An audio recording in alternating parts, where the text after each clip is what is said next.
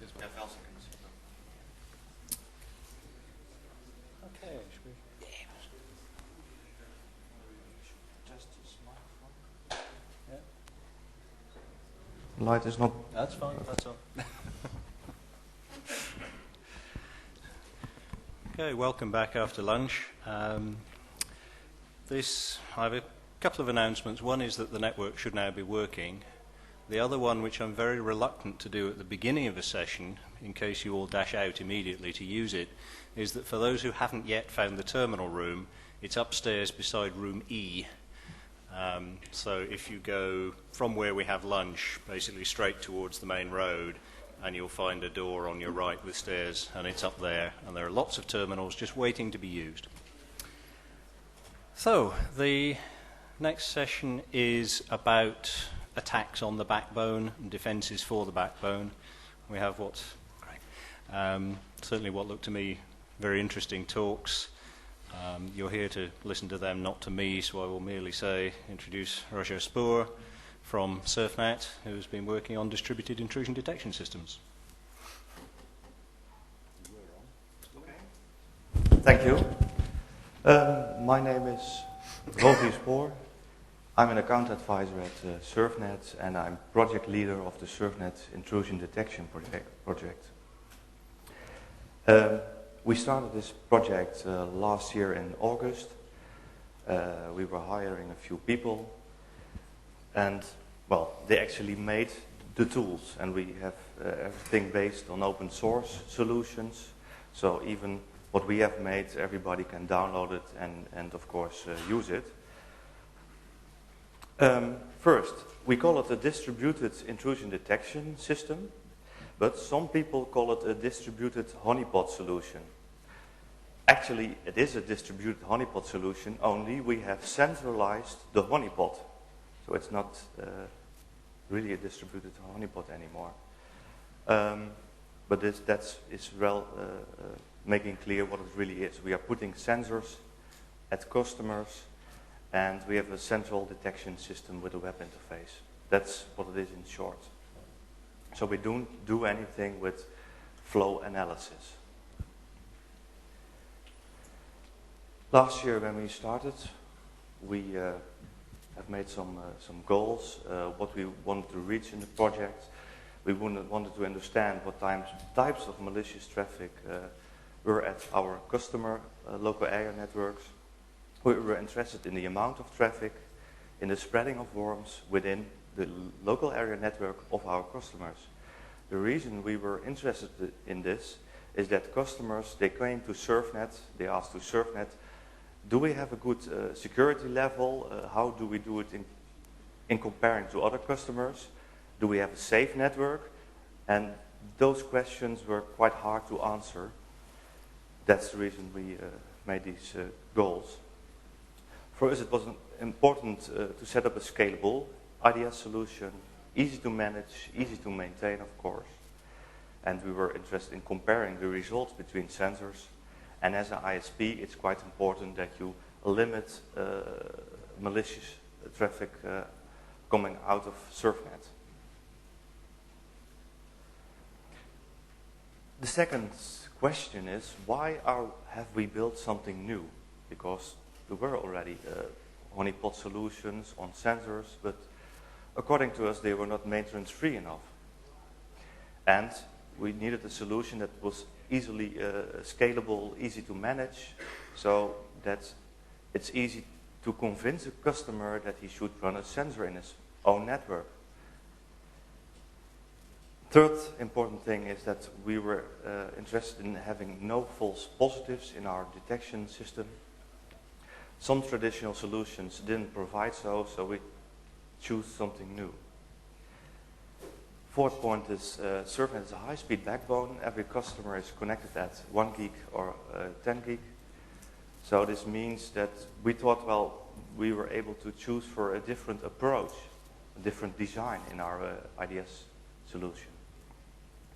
And last point, we were interested in analyzing layer 2 traffic in the customer LANs. The general overview is like this.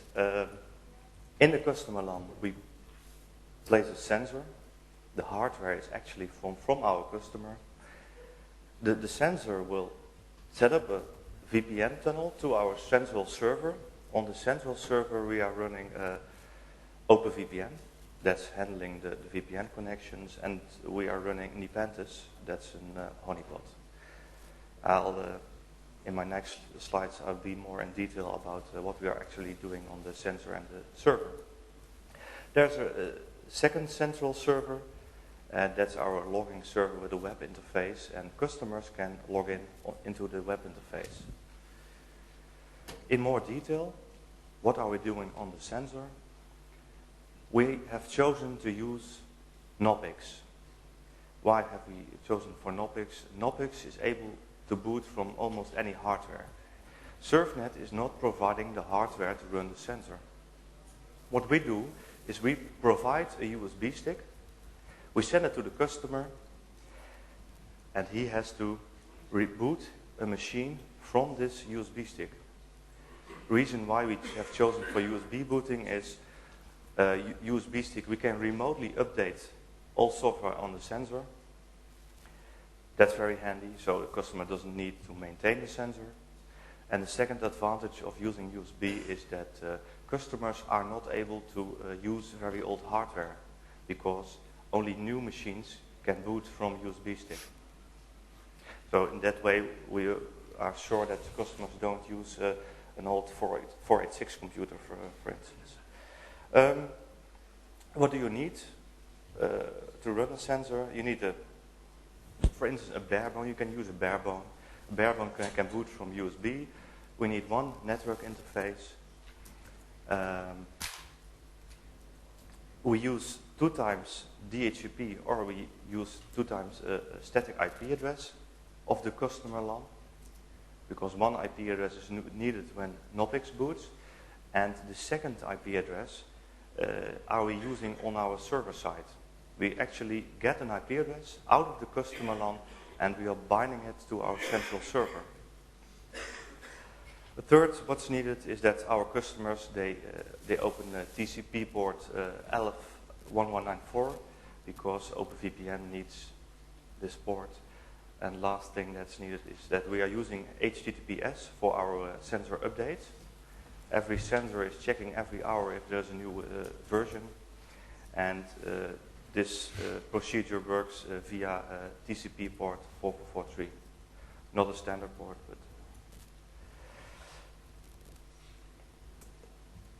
but on the central server side we run a honeypot. It's called Nepenthes. Nepenthes is a so-called low interaction honeypot, and it's capable of simulating all known exploits. In major, those are Microsoft-related exploits, but there are even some Linux exploits. And it's really simulating if it's exploitable. So an attacker, a worm, they think they can easily attack the sensor, the honeypot, and we are actually in control and logging everything in the database. Nepenthes is open source, is a very cool and very nice honeypot solution. On the central server we also are getting the VPN connections from our sensors, and we are managing X509 certificates. We use X509 certificates to encrypt every tunnel, every sensor tunnel, and when a customer receives a USB stick, the first time it boots, it will receive its own unique X509 certificate, and it will be stored on a USB stick. So after the first boot, every stick, USB stick, has become unique. And we are connecting this certificate with the customer ID. Last thing we are using is source-based routing, and this is because there is an interaction between an attacker and Nepenthes. So there needs traffic goes back from Nepenthes to the attacker, and we have to route it in the right tunnel, OpenVPN tunnel. And we are only able to route it in the right tunnel if we are using source-based routing. The second server we are using is a logging server. We're running Postgres as a database. We have started with MySQL, but we had a few performance issues. So we have been migrating to Postgres. We run a web interface. Customers can log in. We can show statistics of sensors, groups of sensors. We can show them rankings of sensors. And customers can turn on logging via email. And I will give a live demonstration of this system. In more detail, how does it work? I send the USB stick to a customer. They put it on a machine, they boot. Knoppix is booting. OpenVPN will be starting. OpenVPN will connect to our honeypot and tunnel server. And this VPN, it's a layer 2 VPN. So our central server can put a DHCP request through the tunnel on the local area network of our customer. And it can bind the IP address of our customer on a virtual interface of our server. So our server is virtually put on the client LAN. So when an attacker attacks, he thinks he's attacking a machine on the client LAN, but actually he's attacking our server.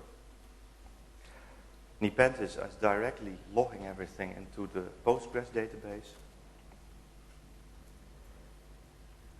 And then we can see the attack via web interface. Okay, until now is how the current version of the IDS solution works. Now I'm going to tell you a few slides of our beta versions, because we are making improvements and additional features into the IDS solution. The first important feature to have is multiple VLAN support, multiple VLAN support. This is because a lot of universities, they have multiple VLANs, and they told me, well, Rogier, I want to run your sensor, but I don't want to buy 20 machines and 20 sensors, and so I need a machine that is capable of supporting multiple VLAN support, so that our sensor will be put on a truck, and that our customer can decide, okay, the sensor must be in 10 or 20 VLANs. And in our beta version, this already is working, and for every VLAN we are building a new OpenVPN tunnel to our central server. So in this way, customers are able to run a sensor in every VLAN they have. Next feature is multiple honeypot support. Because of our design that the honeypot is centrally, it's quite easily to add additional honeypots to the central server. On this slide, I'm showing how the current situation is like. We run Nepenthes on the OpenVPN machine. In our beta version, we have removed the honeypot from the tunnel server.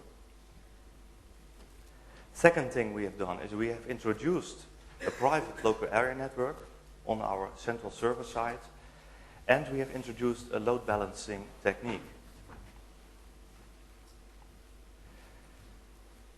Via this load balancing technique, normally the IP address we get from the customer LAN will be bind to the tunnel server.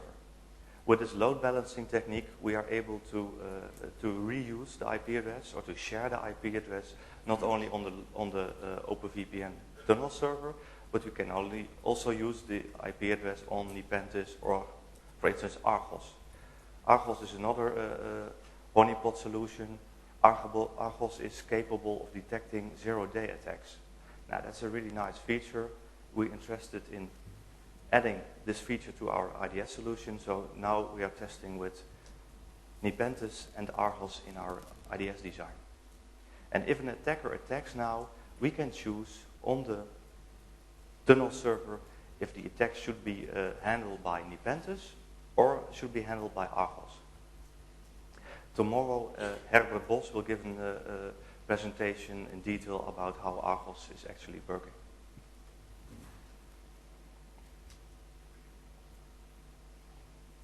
In future, because of the load balancing technique, we're able to add multiple honeypot machines on our central server side.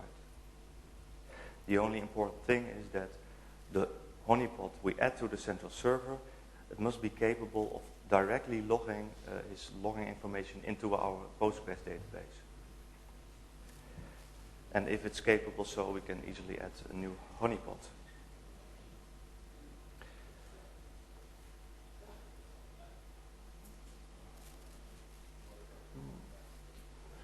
Okay, now I'm giving a live demonstration. This is our interface, central interface on the web server.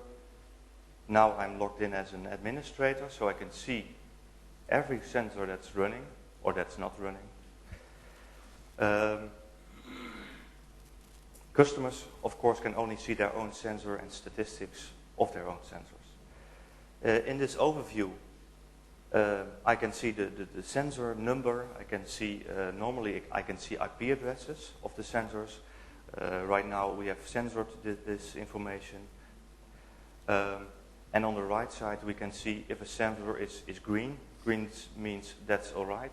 Yellow means there is an update session or update is going wrong.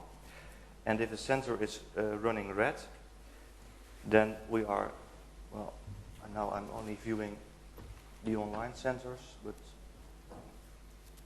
I can choose to view the offline sensors. There are a few sensors offline, and on the last fields I can see from which organization the sensor is.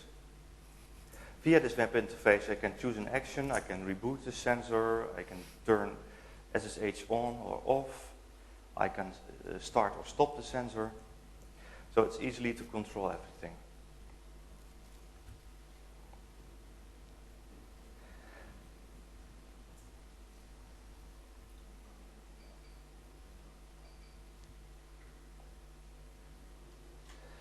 Okay, now I'm going to show you something about the statistics, about the ranking of sensors.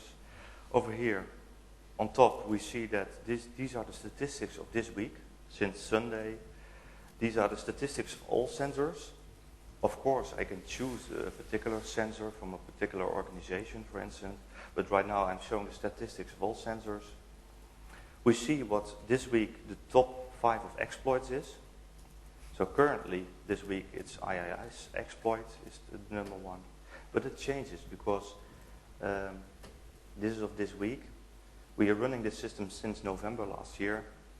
The statistics since November is definitely DCOM. DCOM is absolutely the number 1. In the system I can show a ranking of sensors. We can easily see which sensor is the number 1. Customers can see at what place they are in this entry. They can see if they are on the first place, the 10th place, but they can't see who is above or under them. As an administrator I can see everything. And we also make a top 5 of organizations, because organizations can run multiple sensors if they want. On the web interface, we made a search. Nice thing is we can search on a CIDR base, CIDR notation. And this feature was not able with MySQL. That's where we needed Postgres for. You can search on a source, dus the attacker source. You can also choose a certain attack. And with this page, this makes also clear what kind of simulations Nepenthes is actually doing. Those are all the simulations that Nepenthes does. And it works quite fast. We just are seeing all attacks from within a certain IP range. Most interesting page is this, I think. This is the log overview. First we see on top the possible malicious attacks. Possible actually means we don't know what kind of attack it was. It can be a port scan or something. So normally we say just ignore this. The second thing is malicious attack. And if we say malicious attack, it's for 100% sure it was a malicious attack. And then we can zoom in more. We can see what kind of malicious attack it has been, so what kind of exploit has actually been used. and customers can actually zoom in further. They can click on DCOM and see which attacker at which certain day and time, and we also are supporting passive fingerprinting, so we're capable of guessing what operating system the attacker is using.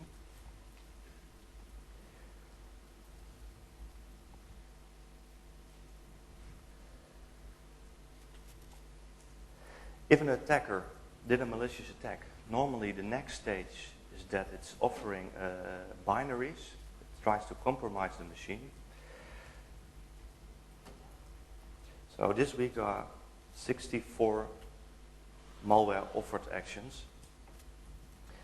We can zoom in, we see more details, and on the right side we can even see what kind of executable the attacker tried to put on the honeypot.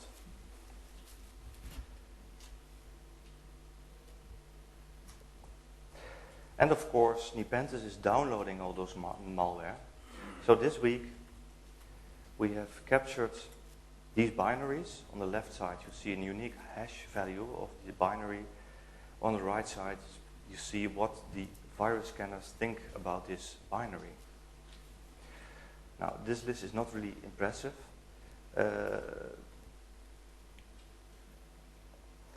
If I go for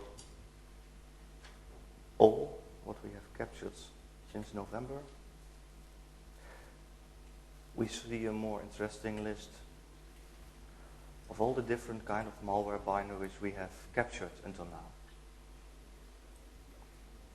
This is really impressive lists. Okay. This is the log overview. Further, it's interesting to show you the check box. Via this box, we can show customers if their own IP range is within an attack. So some customers that are not really interested in the attacks coming from outside. They just tell me, well, I'm only interested to know if a machine of myself is infected or is doing something harmful, and we put it in this under this button. So customers over here can see, okay, right now, for this customer, 3 unique IP addresses have done an attack this week, and they did 13 malicious attacks on our sensor. Via this page, we are even able to show cross-domain attacks, so that an IP address of a certain customer is attacking a sensor somewhere else. We are not revealing the sensor IP, but we are showing to the customer, okay, your IP address did an attack somewhere else.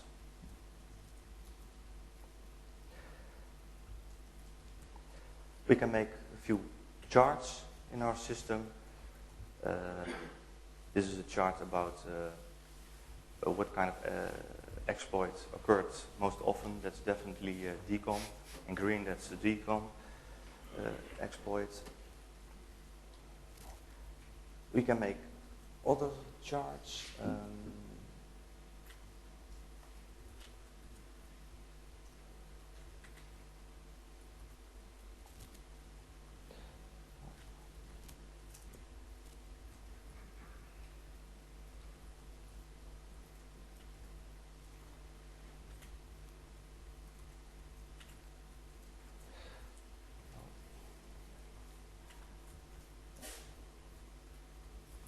For instance, if I need to convince a customer that their sensor is seeing really a lot of attacks and there might be something strange in its local area network, I can show them this slide.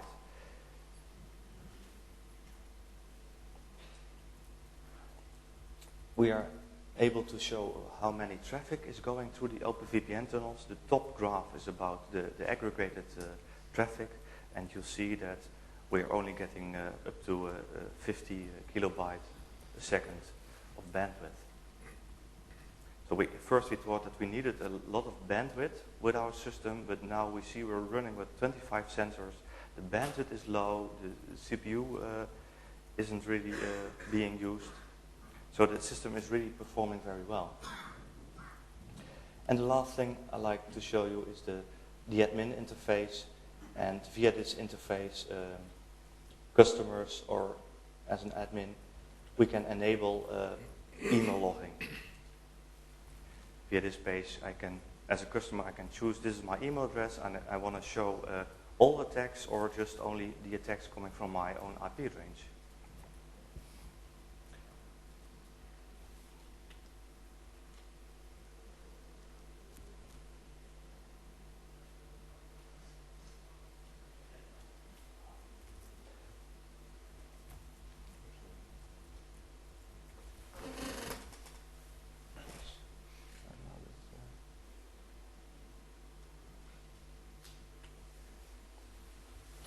Okay.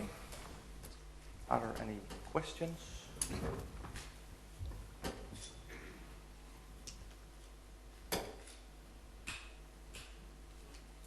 There's one down. Do you have a microphone down the front, please? Thank you. I know hands always go up as far from the microphone as they can. Thank you. In your opinion, what has been the main benefit for the users of your networks from this? The main benefit for the users? You mean users in institutes or users in... Users in general. I mean, has this network of this intrusion detection led to for instance, results like that you have been able to have less malicious traffic in your network, or heightened security, or the main benefit from the... Oh, that's easily, I guess, because the customer, what the main of attacks, it's easily to show them that they are on the #1 list, that their sensor saw many attacks coming from their own IP ranges, and that's then easily to convince them that they should do something about their security policy. And there are customers that say, well, we don't actually know what's happening within our network, so now they are running our sensor, for instance, in their wireless network. Sometimes somebody comes in with a laptop with a worm on it, and now they are able to detect it more often.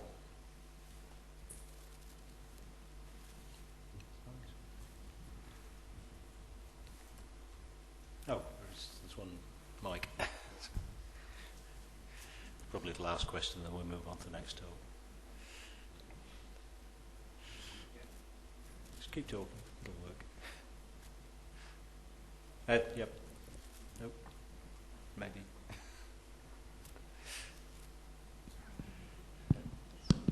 There we go. Okay, you mentioned using OpenVPN, and I saw a couple of things that got my interest. I saw you were hitting port 1194 TCP. Yeah. Some particular reason for using TCP mode instead of UDP on OpenVPN? That's the first. Both questions have to do with OpenVPN. So. I'm not sure why we chose it. It has something to do, I think, with the certificates we're using and encrypting tunnels with the X509 certificates. Okay, and the second question... And keeping all traffic out of each other. That's not being bundled. Okay, and then it may in fact be related to this. Then, have you run into any scalability problems with OpenVPN? Because in the normal operation of OpenVPN, you're spawning a process for each of your different VPN connections, and it's been my experience that OpenVPN rapidly runs into performance and scalability problems. With 25 sensors online, there are absolutely no performance issues. Oh, 20. Okay. 25 is insignificant. But I assume 100 could be easily done. The joint project used OpenVPN as a tunnel broker, and they even had to turn off encryption and a few other things just to scale to a couple hundred tunnels, just strictly because of the scalability problem there. Okay. Well, the advantage we have is via our web server, we can push, or actually we set config files for every sensor on our web server, and sensors are getting the configuration. So if we have performance issues, then we are able to say to certain sensors, okay, from now on you should build a tunnel to another server.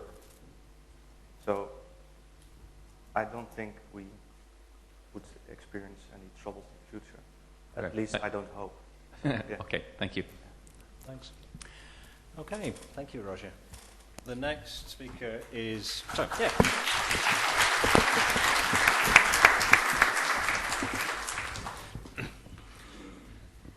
The next speaker is...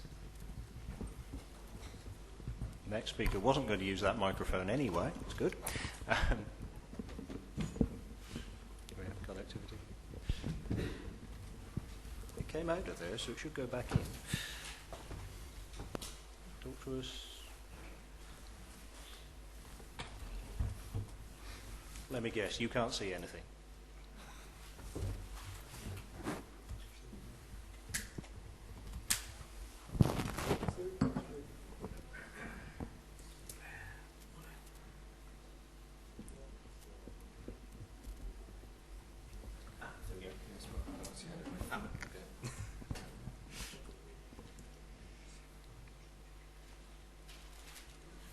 Nope.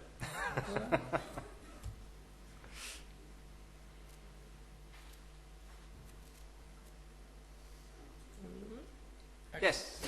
Okay. Now you can see the presentation and we can see the presentation. The next speaker is Maurizio Aiello, who works for the National Research Council here in Italy and also lectures at the University of Genoa. Yes, he's getting it right. And he's going to talk about another approach, I guess, to understanding what's going on, this time by looking at existing logs and looking at not only the tool for analysing the logs, but also some work in progress to understand what's going on further from those logs, and in particular to look at worms. Okay. So I will explain you the working of the software known as LMA, Log Mail Analyzer, which is a free software hosted at SourceForge. So the first question we ask is why should we look at analysis of log file? For example, the first answer could be to answer the user's request. It's normal that the user come to me and say, hey, I sent that email 2 days ago, but it never arrived. Why? Or for example, if you want to check the normal operation of your mail server, or as we will see in the next slides, as a help for performing worm detection. But do we really need a tool for making log mail analysis, or it is enough to directly look into the file? Well, a tool is useful because if we look directly into the log file, it is simple for us to perform some mistake. In fact, if you have a look to the postfix architecture, as you know, postfix is one of the most used mail server. We see a bunch of processes which cooperates among them, and each one logs directly into the log file. So to retrieve the information we need, and only the information we need, it is a difficult task. But what information do we need about an email transaction? Well, mainly, I think that we need the timestamp, I mean when the email was sent, which was the client IP who sent the email, and the two fields, sender and recipient, mail from an RSPT to SMTP field, and the status. The status is that the mail is accepted or is rejected or is temporarily deferred. And we get all the needed information using the hash QID, which is in the log file. Here we have an example. Evidenced in purple is the hash QID, which is a unique hash, a string of a character, which is specific to a certain email transaction. And inside the log file, you can see that we have all the elements we need. Here we have the timestamp, the date and time. Here we have the client IP. Here we have the sender, the receiver, and finally we have the status. So LMA automates the job of reconstructing the email transaction by parsing all the lines and find each queue identificator and reconstruct the transaction, which could be a local-to-local transaction, a local-to-remote, and so on, according to the fact that the client IP is the mail server itself or not. This job is performed by the LMA module log translator, which, as we have said, parses the log file and as an output produces a plain text file where each line is a record with all the information we need. Of course, according to your network architecture, it is possible that you have to perform some customization. In the picture, you see my network architecture. We have a mail server. Well, this is a simplification. In reality, we have a 5-mail server. I have a mail server which before putting the mail in the destination recipient, bounces the email to an AV server, which is a server which performs content checking for virus detection, signature-based, and, for example, for anti-spam checking. After that, the mail is bounced back again to the mail server, and then it is put on the final recipient mailbox. So you understand that in this configuration, you don't want to monitor each mail that is sent or received. In the specific, you want to ignore completely the email which come from the AV server. Therefore, we give the possibility of customizing LMA behavior. For example, by using whitelisting, as in this case, by using network selection, and as we see now, by choosing database format and server type. Once we have reconstruct each transaction, for data mining purposes, we need to store this data in a database. And for this purpose, we support two different options. We give the option of exporting and importing data in a transactional database, just like MySQL.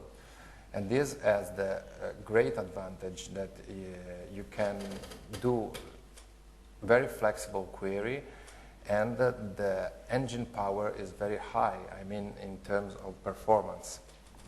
But on the other side, of course, you need to have MySQL or other transactional database similar installed.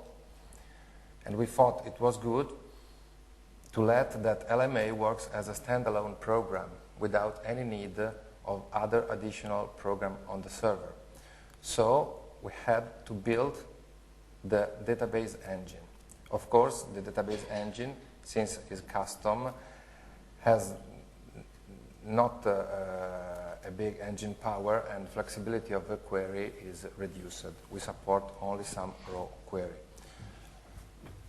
The DB generator module is the module which accomplishes this task. The GenDB module built 5 tables. We use Berkeley DB libraries to help us in data storing, and as a consequence, we have a main table, which is the MailDB table, that has all the data we're interested in. And we have 4 helper tables, which are useful mainly in performing queries. This is the couple of keys and values for each database. The MailDB, as you can see, has one primary key, which is a simple progressive integer. And as the value, we have a string with the pipe separated data we are interested into. I mean, timestamp, IP of the client, sender, recipient, and status. The 4 helper databases, instead, as key, have the value we are interested into querying, timestamp, IP address, and so on. And as value, we have the sequence of email number, which we will use as a primary key for the main database. An example could help us in explaining. Example, find all the emails sent from aiello@gestionare.it. You first search the string in the senderDB table, Since the sender-DB table is an hash table, it is very simple to obtain the values. And we obtain the different values that are shown here, 27, 45, and so on. When we have all the different primary keys to search in the main database, we obtain all the data about each email. For example, the 27th record is this one shown in the slide. Of course, as I told you before, it is a very raw engine, very simple and raw engine. And so we allow to perform some simple query. For example, we can ask for all the email that were sent from a particular IP or from a particular sender, or whose time period was between a specified time interval. And with this simple program that is written in Perl for now, we should be okay with all the needs about system management and debugging. But what about security? Well, as you know, there is two different kinds of internet worms. Worms that I call direct, that uses directly buffer overflows or some other vulnerabilities to spread directly. And this, of course, you can use a packet filtering system to defend, or other similar systems. There are some indirect worms that uses the SNTP engine, I mean the email, for propagating and spreading. For example, by attaching to some email, and then the email is forwarding to different users. So we think that since we have a tool for performing log file analysis, probably we could look for some worm activity in a network looking at the log file. In fact, we suppose that if a PC is infected by an indirect worm, probably we will have a lot of emails sent in a given short time period, for example. Or probably we could see that from the same IP, there are a lot of emails sent with different mail from field. Or, for example, we will observe some abnormal mail repudiation by internet server. I will explain better these three analyses in the next slides. And here we have a one-line.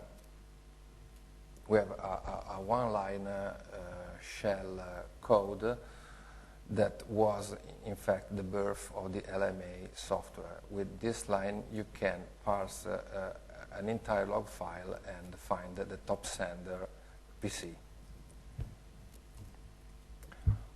Okay, so LMA was the starting point for another free project, which is called the Worm Poacher, whose aim is, of course, of studying the behavior of the email client with the purpose of detecting anomalies and take the appropriate countermeasures, if any.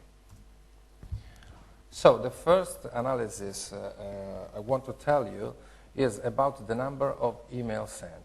With Worm Poacher, we perform a calculation of all the email sent every 5 minutes, 1 hour, 4 hours, and so on. And this number is calculated, plotted, and analyzed. Here you see a plot of the mail activity of a mail server. On the x-axis, of course, we have the time. And on the y-axis, we have the number of emails sent. We distinguish immediately the 4 weeks in the months. And inside each week, we distinguish, of course, the 5 working days and the weekend. Inside each days, we distinguish clearly the working hour and the nights. Here we have the nights. And this could be a normal plot of normal activity. But for example, let's have a look to this plot. Probably this is not normal activity because we have the first 3 weeks in the month, which are similar among them. And the last week, on Wednesday and Thursday, we have some strange behavior because I see a lot of emails sent. And probably this this could be an alarm for me. This is a sign that probably something wrong went in my network. But how can I perform this analysis?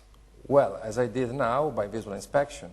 But visual inspection is not a tool so useful. So it would be better to find a quantitative way, a quantitative measurement that is able to generate alarms to the system manager and administrator. Therefore, we tried to perform a baseline threshold analysis. I mean, we calculate the average email sent in a given period, and that's the mean. After that, we sum 3 standard deviation in the number of emails sent, and we consider this as our baseline. If at a certain time we have the number of emails sent which exceed this baseline, we are alerted. With the purpose of reducing false alarm, it is necessary to perform 2 additional tasks. The first one is that the average is calculated only during working period. With working period, I mean all the time interval in which the emails sent are above a certain threshold. Because if not, you understand that if I included the nights, of course, the average would be too low, and I would have a lot of false alarms. Another important task to perform is to correlate the different alarms coming from analysis in the 5 minutes period and in the 1 hour period. Because, for example, if a user of mine send an email to a huge mailing list, well, in that period, it is very simple that I have a baseline exceeding. But that's a false alarm, because that is legitimate email. So I have to correlate among different time periods, 5 minutes, 1 hour, 4 hours, and so on. Another interesting analysis that could be performed on Logmail could be the mail from analysis. If you own a PC, probably all the emails sent from your PC present a unique mail from address, which is your mail from address. Or probably you could have 2 or 3 mail from address, but not more. Here we have a picture about the behavior of a PC. On the x-axis we have the day, and on the y-axis we have the different email addresses used as mail from this PC. So you see that during this period of 3 days, there was a strange behavior, because from that PC, it looks like 80 different people used that PC. But it is difficult, because if that is not a shared PC or a PC that is used by students, it is not so possible. This method is a method used by some worm that try to increment their stealthiness. Because, as you know, the SMTP protocol is not an authenticated protocol, and therefore each one could set the mail from address as he wants. And the worm could do this, of course. And so this could be another aid for detecting worm. Another analysis we performed is the reject analysis. The first thing an indirect worm do when infect your PC is that it scans all the hard drive seeking for valid email addresses. It fetches the email addresses and it uses for sending itself to these addresses. But when it terminates this job, it could try some random addresses, just like jack at Microsoft.com, jack at novel.com, and so on, with the aim of incrementing the spreading infection. Of course, 90% of this email will be rejected by the internet server simply because the user is not existing. And so even for the reject analysis, we perform a baseline calculation and threshold analysis with the purpose of generating alarms that could aid us in worm detection. So these are all the 6 different kind of analysis performed on the number of emails sent, mail from addresses, and rejected mail. And we performed this analysis both on the global flow traffic. Global flow, I mean, I simply look at all the emails that are sent by users, or on a single IP basis. Single IP, I mean that I calculate baseline with these 3 analyses only relative to a single IP PC. And why do I perform this analysis? Because you could have some slow spreading worms that they spread, of course, they send them to other users, but slowly, with the purpose of being more stealthy. And if you have a large network, the traffic generated by this worm is low. And so your ratio signal-noise is very low. The only way to identify this worm is to perform an analysis based on a single IP. These are the results of 1 year activity during the year 2004. And in this column we have the data of the infection. Here we have the host, the infected host. And here we have the results using a global flow or single IP analysis. As you can see from this table, there isn't a unique way, a unique algorithm to identify all the different worms. But instead, we have to use all the 6 algorithm, all the 6 different analyses, cooperating among them with the aim of reducing false alarms and incrementing the probability of detecting worm. So, this is highly experimental. This is a decision support system which aids us to decide if a PC machine is infected by an indirect worm or not. We get all the alarms from the single analysis, and we multiply each alarm by a weight, and if the results exceed a certain threshold, we decide that that machine is wormed. So what could be future development of such a system? Well, we are at the beginning. For example, the first thing we should think to do is an automatic updating of the baseline, of all the baseline parameter. I say this because at the moment we only perform an offline analysis. Offline, I mean we take the history, we take all the log file and we analyze, and we found these different worms. But at the moment we are not able to perform online analysis. Another great improvement, we are already working on this and we are ready, is to implement the module SNTP sniffer. Because with the module SNTP sniffer, we could sniff the data directly on the wire, and therefore we can gain much more control over our data. Because, for example, in my network, I am the network manager, but I don't have the control of each mail server. With the sniffer, I can reconstruct the email transaction directly sniffing the data.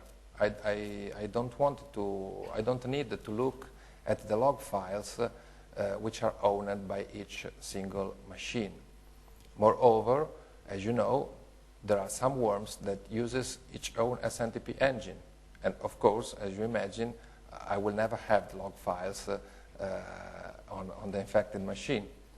And another good reason is that the log file format is dependent on the mail server. Postfix has its own log file format, sendmail, another one, qmail, another one, and so on.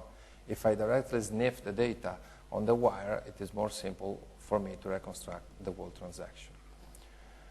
And the last development we would like to implement is extension to ports different from 25. I mean extension to the methodology of baseline threshold analysis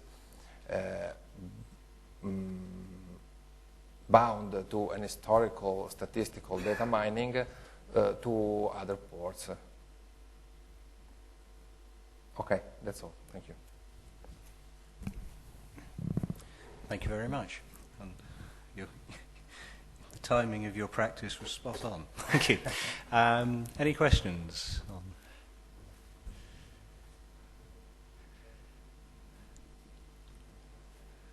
No hands. I had one. Were you able to go to the source machines that you detected and find that there was a worm on there? Or? No, I wasn't able because since we performed an historical analysis, I found these results on July 2005, and the results were. But after having seen that there was a probable infection, I get a deeper look to the log file, and I have seen that it was clearly a worm. Because I know my users, and they don't do that. Okay. Okay. Thank you very much.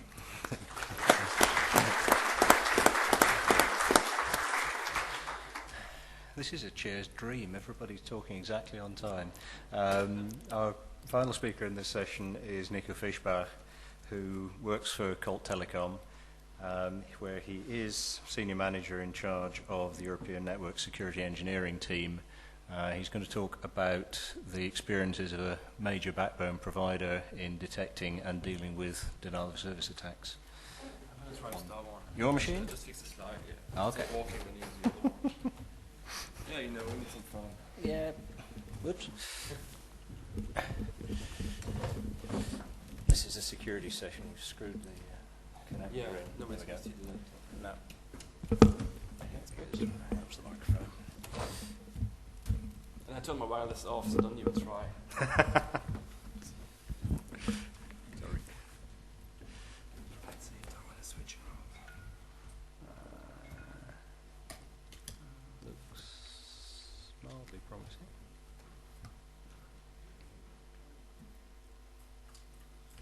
Maybe not. It's just okay.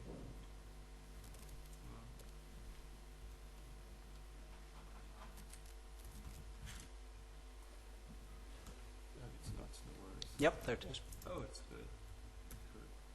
Just took a bit more time. Good. Thank you. It's okay. Can you guys hear me? Yeah. Okay. There's no lights. So yeah, I'm going to talk a little bit about what we see from a DDoS point of view in our backbone, being it from a kind of detection point of view, what's going on,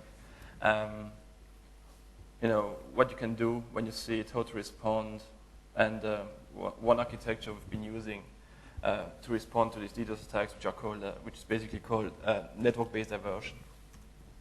So first some statistics, and it's always funny to come up with statistics because everybody's network is quite different. So that's some data I took out of our DDoS detection system. It's over 4 months last year. We saw 22,000 anomalies in the system. 5,000 plus are rated high. That basically means that those alarms make it to the security screen in the 24/7 NOC. All the other ones, medium and low, we just ignore. We just keep them for a couple of months for kind of statistics, or if you want to kind of do some forensics on some of the attacks. If you break down that number per day, it means basically that 40 security events show up on the security screen over the period of a day. I'm not taking into account, you know, if it's a business day or just Saturday, Sunday. Some of them are duplicates of the same attack. The detection system isn't perfect, right? So some of the things maybe sees it 2 times. Sometimes with the host address, sometimes with the network prefix. So overall, you can say that we see 20 real attacks a day. That's kind of, you know, 1 every hour, which is already crazy to some extent. And in our view, a third of them, so let's say between 6 and 8, are actually affecting an end customer. All the rest, you know, it's just kind of some background noise, even for some of our customers. So far, so good. So just some stats. Last year in September, we got hit by a funny one, it was only like 200,000 packets a second, very distributed. So you see below the graph, you have all the things that scrambled out. Every single line is a different box where we saw net flow traffic being accounted for the attack. So you can see that I think we have like 60 peering boxes. I think every one of them saw part of the attack coming in, which is kind of crazy, because when you look at it, usually the attack traffic is always coming from one region. You know, it can be Europe, US, South America, Asia Pacific. But that one was just coming from everywhere, which is quite funny. We haven't seen many of those. And a couple of days before, and I don't have the graph anymore, we had 1 million packets a second. So it's maybe a figure that just I'm throwing out in the audience. You need to realize that some of the low-end routing devices you guys are using in your networks, they can handle 50,000 packets a second. So, you know, 1 million can still take down quite a number of the software-based platforms you guys are running in some of your backbones or part of your backbones. I'm not saying, you know, you can easily take down a GSR or some high-end Juniper, but, you know, depending on the engine card you have sitting in these boxes, like if you guys have still some old T3 cards, you know, seeing engine 0 DS3 cards, you know, they explode at 50,000 packets a second, and they affect the whole box. Another one, people are always saying, you know, oh, the largest attack I've seen, yeah, it's a couple of megs, we don't care, right? That one was nearly a year ago now, and it was already 3 gigs a second. So, and that one was hitting us pretty hard because it was coming from the US and Asia Pacific, and it nearly killed our US transit to some extent. We still had some free capacity, but it's kind of the largest one we have seen in the last 12 months, and it was just UDP fragments. Luckily enough, as you can see, it only took kind of a couple of minutes, so let's see, like 20 minutes to get it mitigated to a reasonable level, you know, going down from 3 gigs to less than 1 gig. So the customer impact overall wasn't that bad. So that was a funny one, right? So we have this DDoS mitigation platform we have in place. You know, we divert the traffic, we try to keep the customer up. And some of the attackers are quite clever. So they realized after 10 minutes, when you look at the blue and the orange lines, for example, that we are doing something about the attack, and the customer is still up. So you see that 10 minutes after, he comes back again, but from somewhere else. You know, that's the pink one you see on the right-hand side, you know, going down that way. So the guy found out that we are actually diverting the traffic. I think that one was only in the US. And he activated another botnet, and the traffic then was coming from somewhere in the UK.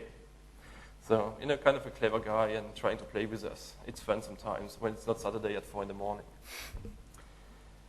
So you guys would tell me, you know, why do you care, right? I mean, I'm not an NRAN, right? I'm a kind of commercial ISP and telco and so on. So, and you guys have those nice statistics about how much TCP sessions and whole large TCP sessions you guys can have over transatlantic links, and you have 10 gigs everywhere. And seriously, why the fuck would you care, right? Your core can probably carry more bandwidth than we can. And well, you know, the attacks have changed. 1 year later, and those stats are coming from a study that Denning McPherson from Arbor did end of last year, beginning of the year. And we reviewed the stats together, and it was kind of funny because the largest DDoS attacks those guys reported, so it was like, I think, 65 or 70 different parties, universities, academics, hosters, service providers, tier 1, tier 2, and so on. And the largest in the statistics pack were 14 million and 22 million packets. So I don't know if you realize how much bandwidth, even with small packets, how much bandwidth you can fill. Not even talking about the routing and forwarding power and you need in hardware to be able to cope with it. So those two, we were quite surprised because those numbers look really, really high. So the two are big hosting companies, and they got really hit by such large attacks. And we got it confirmed because we spoke to one of their tier 1 providers, and he said he only saw 9 million packets out of those 14. And that hosting provider has like 4 or 5 different upstreams. So I think those figures are actually real. So, and I'm not even sure if a GSR or some Juniper can handle that many packets, but anyway. So it was actually affecting that customer seriously. The infrastructure provider, the tier 1s providing the upstream, they were pretty okay. Didn't hit them because I think at least the tier 1 we spoke to, he was running a 10 gig core and really some high-end, not too old boxes, so he could survive it. he could survive it. Sorry.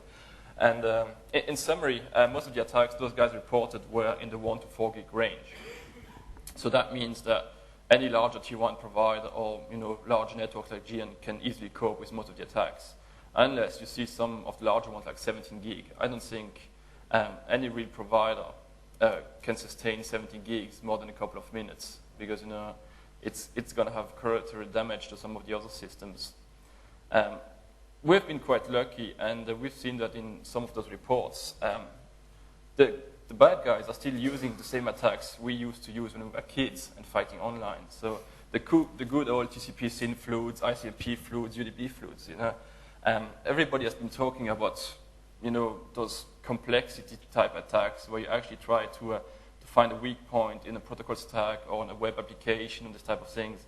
Well, you see such attacks, but it's maybe 1% or even less of all those attacks. All the ones we see, and you probably see in the graph, but that was probably a bit fast, were all the generic old school attacks that we use when I still used to go to university in engineering school. And the targets are still the same. They haven't moved really. So to some extent, I could say you're not affected. I mean, you're running a lot of IRC servers on your networks, usually for historical reasons. So those get hit pretty hard. But you shouldn't run adult or gambling or gaming sites. Some students probably do it at the homes or below their desk, whatever. But to put it into summary, what my view is that when somebody gets attacked, it's for a good reason. Maybe it's not a good reason for you, but for the guy attacking you, it's probably a good reason. And when you look at the stats for some of our customers, after a year or two, you just see the IP address in the reporting system, you know which customer it is. Because it's always the same top 10 or top 20 type of customers that you see being attacked, and always for the same reason. So we saw an attack, port 6667, and you talk to the customer, oh no, we're not running an IRC server. We are telling you you are running an IRC server, and maybe you don't know about it, but I can tell you somebody's got pretty mad after you. So you better look into it, and it's always, and then you had those stories, especially in the UK, with all the gambling sites that were blackmailed the young kids saying, pay me 50 grand by next Saturday or your site is down. And they flew to them on Saturday and the site was down. And people start to react to it, and all the basic filtering mechanisms, I'm going to talk about it later on, you can use them to actually respond to the attacks and keep the customers live. And we haven't seen that many attacks really where they were using more sophisticated ways to bring the site down. The only thing you have to realize is that for most of the attacks, they got clever enough and realized that the basic trick most of the customers were using when being attacked is moving things using DNS, right? So pointing the web server to another IP address, or like Blue Security did, move it to typepad and 6 apart and take down 6 apart. So usually when you see some type of combined attacks, it's usually against the customer link or what's sitting behind the customer link and the customer's DNS servers to make it more difficult for the customer to actually move virtually his infrastructure to somewhere else or bring the attack somewhere else. But kind of that's really about it, and with those things you cover like 99% plus of those attacks. And if you want to shut down, that's not cool. Oh, back, sorry. The transit botnets. Most botnets are pretty small, so we have seen quite some cases. I think there's going to be a talk by Scott McIntyre on Thursday morning. He's got some figures that are damn impressive, believe me. Most of the botnets we have seen are more in the range of, a couple of hundreds to a couple of thousands. What Scott found with the TalkSpot worm is in the millions. It's just crazy. I mean, we haven't seen such a botnets for quite some time. Luckily enough for us, most of the botnets still use IRC as their command and control channel. So if you can spot the IRC traffic and do some pattern matching or some behavior analysis on the IRC communication, you can actually spot the bots. There's going to be maybe something that Thorsten is going to cover tomorrow in his session based on the malware they found with Nepenthes. But you see that some of those guys actually moved away from IRC and tried to use web-based system to do the CNC. Some form of peer-to-peer. We've seen one worm doing that a couple of weeks ago. They tried to obfuscate the things to make it more difficult to find out what's going on. One point that's pretty important and that you guys need to realize, and quite a number of people didn't get it for a long time, those guys have a clue and they are well organized. And sometimes those bad guys are much more organized than we are. when it comes to doing things and how to react when something is going wrong, and who's got the leader and who's got the follower and so on. So it's pretty funny. If somebody's after you for real, just don't ignore him and say, yeah, it's a script kiddie, I don't care. Maybe it's one, but if it's not a script kiddie, you better make sure you're well prepared to fight against. And the number of DDoS attacks on the internet is still really high, to say. But what's important to you? Everybody's been saying, those guys, one day they're going to take down the internet. I don't think so. The internet is their toy. And what happens if you take away the toy from the kids? He starts crying. So I don't think most of them to be stupid enough to actually shut down their own toy. And the other important point, and that's probably something Rob Thomas would have said in the morning in his presentation, DDoS is only for fun, right? DDoS is here to piss off people. It doesn't bring any money. The people are using those bloody botnets to make money, So DDoS, and it's just like, you've been a bad guy, I'm going to beat you up. But they would use all those botnets that they own for other purposes first. So DDoS is only kind of the top of the iceberg when it comes to the botnets nowadays. And the real things like credit card stuff and trying to break some things, or phishing and session hijacking and all these type of things when it comes to online banking. All these things are done with some form of botnets. And the main purpose of botnets nowadays is not just for DDoS anymore. When it comes to DDoS detection mitigation, we were looking, or we actually used some free open source GPL type applications, CFLOD and this type of things back in the early days. And when you have a large network with lots of bandwidth, a lot of network resources, you just realize that some of the free software that's being around, being it Flow tools or other ones, just don't scale anymore. And we had to move commercial for different reasons. So it's always an open debate. Do you want to run something open source, free, whatever, and put time and resources on it, or do you want to invest some capex in a commercial solution and use that one to deal with the problem? And things have changed. I mean, when we picked the solution 4 years ago, I mean, that was the only commercial solution on the market. And there's a new free one, by the guy from Switch, Peter Haag, NFDump and NFSend, which is kind of fantastic, and probably some of you guys are using it. And nowadays, I mean, I'm not sure if I would buy a commercial solution. I would probably get pushed to it because from an OPEX point of view, it doesn't really make sense. But just from the features side, I mean, it's pretty good. So you don't have to do commercial. The way we do it, we only get netflow data from the peering and transit edge of network. So all those network telemetry information or accounting information you get for every single flow that's crossing your backbone, we only get it from the peering and transit edge. We currently don't deal with anything coming from the access layer because our access layer is just too vast. We're covering like 60 cities in 13 or 14 countries nowadays. And we just have too many boxes, and it doesn't make commercially and from a licensing model sense to go for it. And we get every flow in 100. For the diversion stuff, I'm going to get back in more details afterwards. We use MPLS. Our backbone is MPLS enabled, so we can easily trigger things using BGP and create label switch paths in the network to carry traffic.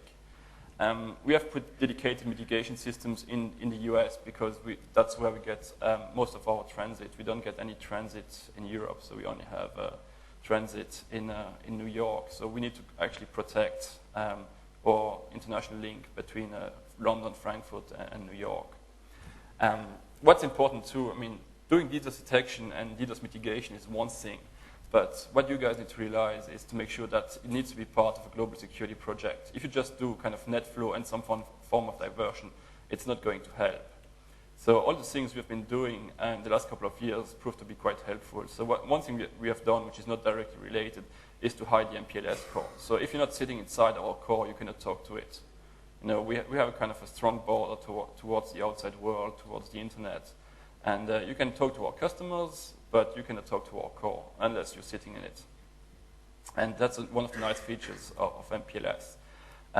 You guys need to make sure you deploy correct policies of weighted random early discard. Make sure you don't have old engine cards. Engine is kind of a Cisco term for some of the line cards and engines.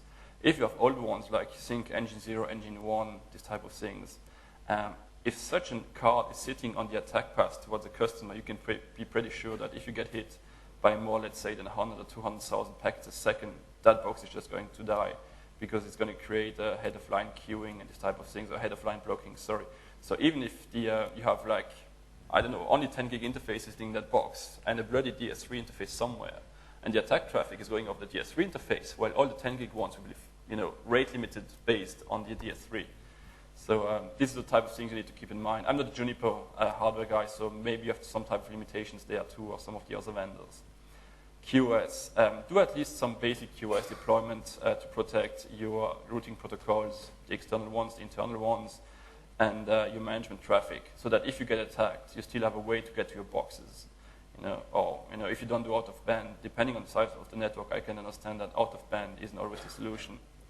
The other thing that's pretty important, and there has been a clear trend and in the last couple of months for people to move to it, is to do control plane policing. So, making sure that you protect the main CPU of your distributed hardware from basic attacks happening on the line cards. It's basically, rate limiting ICMP to the CPU, syslog messages.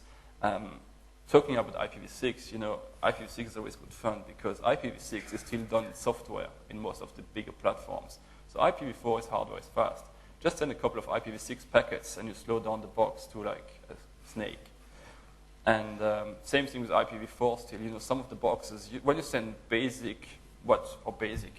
say basic IPv4 headers, no problem, wire speed. Send IPv4 with some, options in the header and type of things, like boo, because everything gets pointed to the CPU. It's all done in software. So this is the type of things that you can resolve with control plane policing. And I would really recommend you guys to look into it.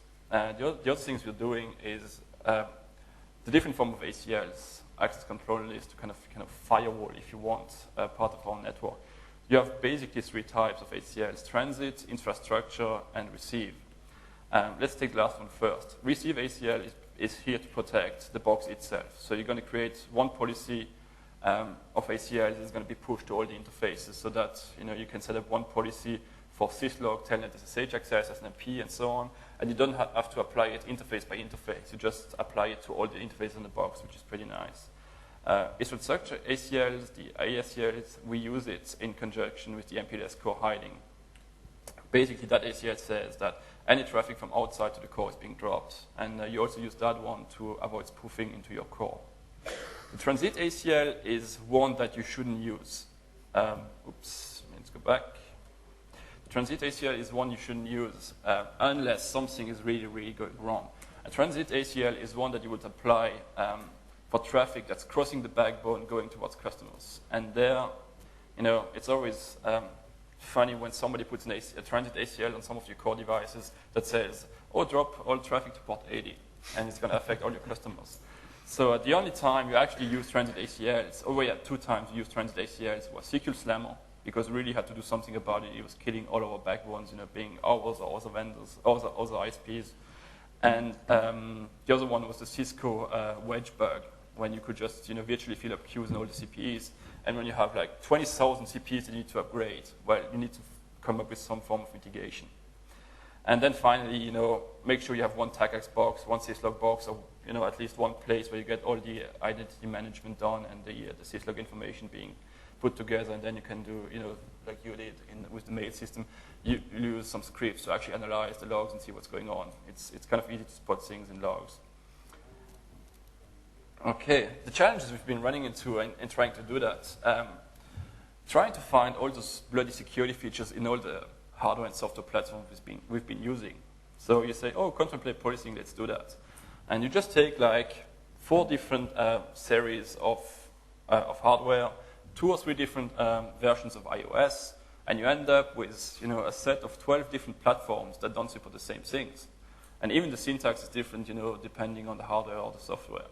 So finding a matrix where you can have a common baseline for all the features you need in the platform is kind of difficult. The other challenge we see coming up more and more is IP routing that's moving closer to the customer premises equipment. Today, most of the routing between customers actually happens at least in the access layer when customer A is talking to customer B. Well, today, you're moving that out to the DSLAMs or to the multi-service type platforms, Ethernet type services and GMPLS and so on. And those devices, they're coming from the layer 2 world. And those guys, security, they don't really care. The only security issue there is, can you flood my CAM table with too many MAC addresses or not? But they don't have the IP security background you will need to actually have some features on it. And when you turn them on, that they happen to be wire speed. One of them basically unicast RPF to make sure that customers cannot do IP spoofing. Well, quite a number of those vendors don't support it. So how do you do it? So you deal with it somewhere else, in your core. And it makes it very, very complex. Network counting can be an issue. In our case, we just do kind of peering edge and core. The access layer, we just have too many devices. I mean, it's not worth it. It's just too expensive. Luckily enough, we have only good customers, so they never send. They only get attacked, but they never attack anybody else. Cross fingers. So it's really. Let's put it that way. We've been quite lucky so far because I wouldn't get the budget to actually deploy NetFlow everywhere. The other thing is, everybody comes to talk to me and say, you're running a large network, you should do more about malware detection, botnet detection, and so on. And all those guys just don't realize that you have to have a telco license to run a telco and an ISP. And that license means that you are not allowed to look into traffic unless you have to fix problems. And I'm not sure botnet is really a problem that is, legally applicable to the telco license. And we are in 13 or 14 countries nowadays, and even with the EU regulation trying to be kind of coming up with a common set of rules and laws for different countries, it's still not easy to just come up with solutions that would actually work and not break any of those laws or requirements. And the other thing we've been quite lucky so far is we didn't have to enforce our acceptable use policy that much. So the customers, actually, when you talk to them, they don't say, no, it wasn't me, and no, I don't have a problem, I'm not going to do something about it. And they usually listen, so we didn't have to run into the trouble of enforcing AOP or getting legal after the customers. But I know from my colleagues working at large ISPs that have a lot of end users, broadband, cable, DSL. For them, it's a nightmare. The only way to get something done by the customer is actually to enforce the AOP and cut them off. And I'm so happy to not be in that position because I would commit suicide. The other thing is customers. So when the customer knows that you do something about DDoS and that you can do something about DDoS, they expect the DDoS protection to be actually hacker protection. So we had customers calling us up like, oh, but you offer me DDoS protection and somebody broke into my website. And you've spent then the next 2 weeks with legal and the customer and whoever on the phone explaining them for the 20th time that DDoS protection and keeping the network up doesn't mean that you provide firewall, IDS, IPS, security assessments, web application security, and whatever. So there have been some funny cases in the US where some ISPs got actually sued by some of their customers. And the other thing you're going to run into when you offer some form of DDoS protection or mitigation type thing is that the customer expects that solution to be perfect. So 100%, I'm sure I bought that from you, nobody can take me out. And those guys, as I said in the introduction, those guys are really clever. So they know how to go around some of those mitigation architectures you're going to come up with. And then the customer's going to get pissed off. Or, you have a large attack, and you usually say, you can filter between 90% and 98% of the attack. Well, when it's 1 gig, you still have quite, 20 meg hitting the customer. And if the customer's only a 10 meg link, what's the point? But he bought DDoS protection from you, so he expects you to filter 100% of the attack. So that one's really not easy, and it's more, so that there's no technical solution to the problem. It's kind of, more making sure that the sales guy is not telling bullshit to your customer.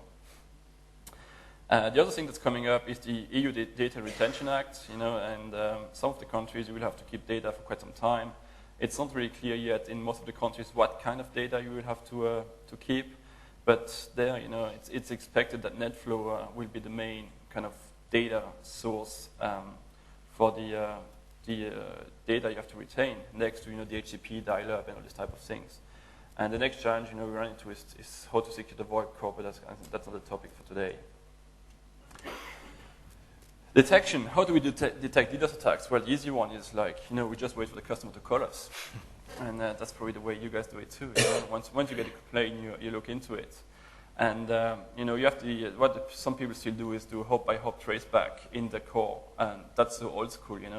Unless you want to, do job protection. That's not the way I would do it.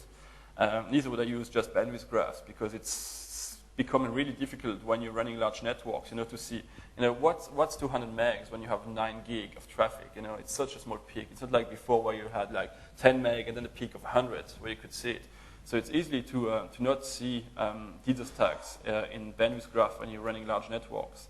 So to me, NetFlow is kind of the only answer to that problem. And the architecture is pretty simple. I already explained it in the high level. So the blue boxes are actually peering and edge type devices, and you have them feed data into NetFlow collectors, commercial, open source, whatever you guys like. You then make sure it gets to a central place, and you're going to push those events into the NOC. And what you want to do, if you can, being its time, money, resources, hardware, software, and all this type of things. Software is basically, does the access device you use to connect customers support NetFlow, and what kind of NetFlow, and what's the CPU impact if you turn it on? If you can do that, you can even, get the flows from your access layer. But I haven't seen that many ISPs that actually did that, because it just doesn't scale, and the impact you have is way too large. Just to explain, I think somebody in the morning was talking about deep packet inspection. So what you guys can do to detect attacks and botnets and so on, and I don't want to go into the details because I know the NOAA guys are going to cover some of it tomorrow. Usually what you have, when you have a malware, that's the yellow box you see on the host is the blue one. It's going to set up an IRC communication, that's the red line, with an IRC server. Usually it's a private, dedicated IRC server running on some compromised host. That's something that's not so easy to detect when you just do sample NetFlow at the peering edge like we do. So there, what you want to do is doing some more DPI type thing on the access layer, where it's more easy to look into the traffic because it's less bandwidth. It's probably easier to put the boxes in. It's Ethernet because at the edge it doesn't mean it's going to be Ethernet. It's usually more kind of post type interfaces. Or 10 gig plus. Do you want to do TCP dump at 10 gig plus? I'm not really sure. So you can do DPI more in the access layer, close to the host, close to the attack source. The problem then is, if your access layer is large, so, we have like 60 cities. That means probably 600 or 700 boxes. I don't know how many switches we have. So even if you just want to have a span port on every switch, get it off to a DPI box, and then have the DPI box look into it. It means a lot of money, so I don't think larger service provider, larger network operators can actually cope with it. And then again, if you have a network, a telco license, I'm not even sure it's legal to do it. And I haven't got our legal team to actually tell me, yes, you can do it, or no, you cannot do it. We're still trying to argue about the semantics.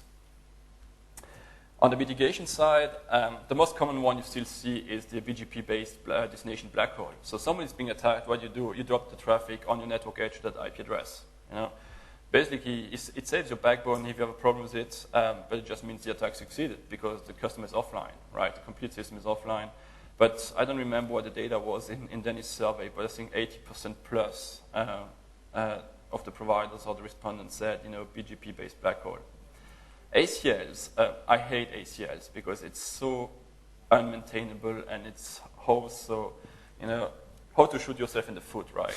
And I'm really not a big fan of it, but I learned from quite some tier ones that they use it a lot, much more than anyone else. So we had a discussion how they do it, how they maintain it, how they make sure they don't screw it up, and so on. And we found out that in their situation, the way their network is built, it makes sense, because the risk of doing something wrong is quite limited. And the place where they do it, they have the hardware and software capabilities to actually do it in a wide speed without any impact on the traffic. So ACL is something I think I need to reconsider myself, but they're going to have a hard time trying to convince me. And then the last one, I'm not talking about the BGP-based source black hole because that one's useless if somebody spoofs, it's so easy to move around the IP space, is to divert the traffic to scrub it, and that's how we do it. So we have a regional deployment in place where we have some of the scrubber boxes connected via gig links to the core, And I have a graph, so you're going to see it on the next slide, and BGP sessions to all the edge devices. And at that point, you can already tell me, yeah, it's only a gig link. Yeah, that scrubber only has a gig link. So all those nice attacks, 70 gigs, how do you want to deal with it, right? Not even 10 gig interfaces. And the way we cope with that one is we have an IP anycast type deployment, so we can just add more boxes to protect. Still, it means we would have to have 17 boxes, which we don't have. So, but at least it makes it easier to scale up when you have a really large attack going on. The traffic diversion is using MPLS LSPs. So label switch pass, kind of a virtual pass in the network every time we need it. That one's triggered by BGP. And the LSP is created between all the edge devices and the router sitting in front of the scrubber. And the way it works is that you have this LSP pass from the edge going to the box sitting next to the router. And the last box, the last router before the scrubber does what is called PHP, penultimate hop popping. That means it just removes all the MPLS tags from the packet to make sure it just becomes an IP packet. But it does not perform a routing lookup. It just passes the traffic to the outbound interface, and that's really important. So that's the way it goes, right? So the box you see sitting at the bottom of the graph, just below the CCR, is a scrubber. And what happens is that one sets up a BGP session with all the boxes in blue. And that creates virtual label switch passes. I only put two on the picture, the two red ones. So all traffic coming from outside is actually diverted to that scrubber. Scrubber does the magic, tries to filter out some of the things. It can be any type of box. It can be a commercial solution, can be a basic, Linux, BSD-based firewall. It can be even, some type of commercial firewall, dedicated device.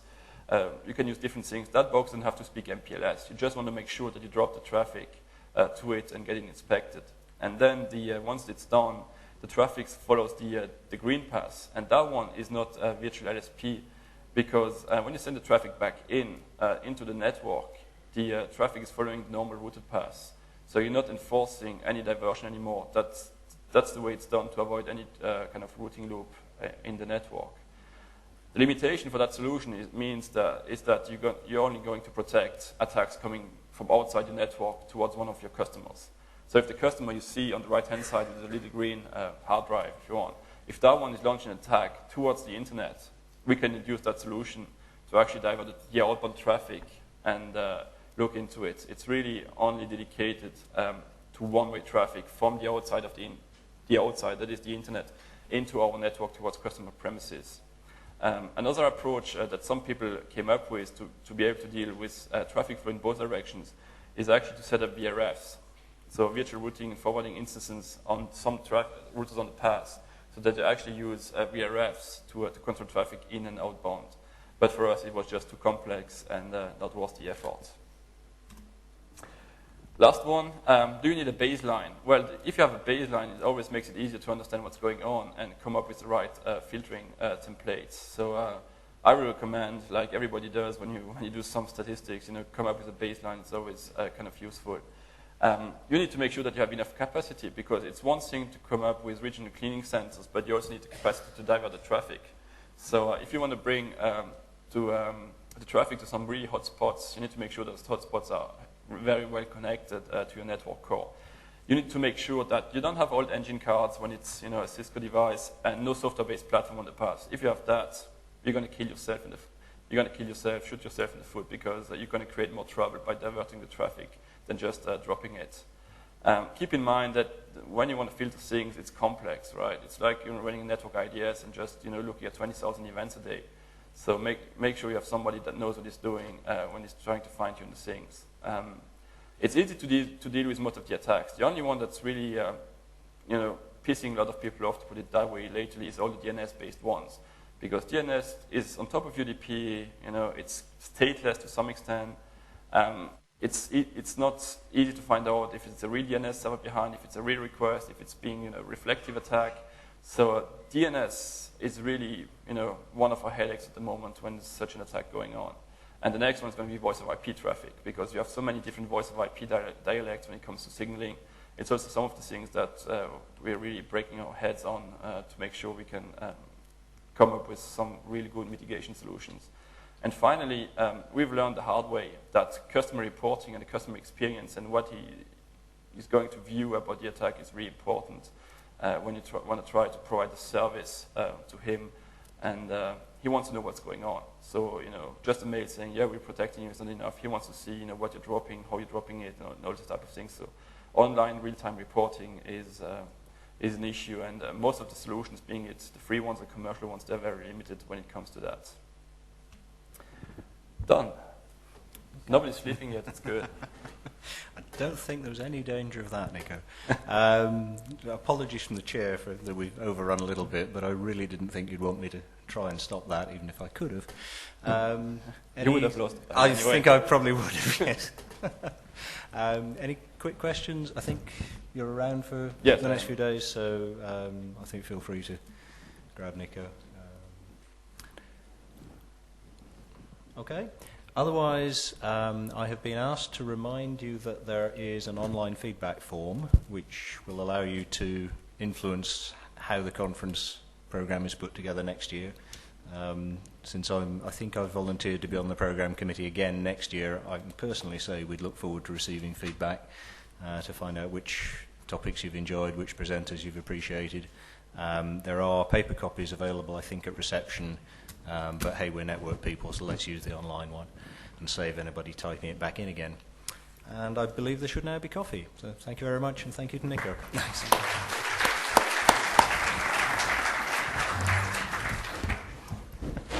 And G, thanks. Ero in montagna. Sessions this afternoon. It is on wireless or wireless-related security. I'm glad to offer you 4 interesting presentations on wireless misuse, wireless security, also on configuring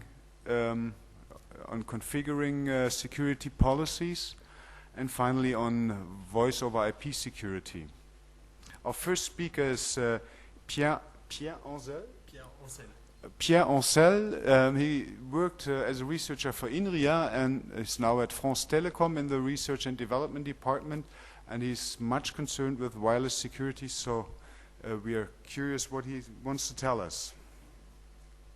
Whoop. There you go. Which one was here? Okay, so. Yeah, okay. You hear me? Yeah. Okay. So I expected to have 30 minutes, but I only have 20 minutes, so I'm going to be probably a little bit fast. I'm going to talk about the issue of detecting misuses of wireless networks, and I'm replacing Laurent Buty from France Telecom. The agenda is the following. I'm going to talk about a few reminders on Wi-Fi technologies, but very fastly.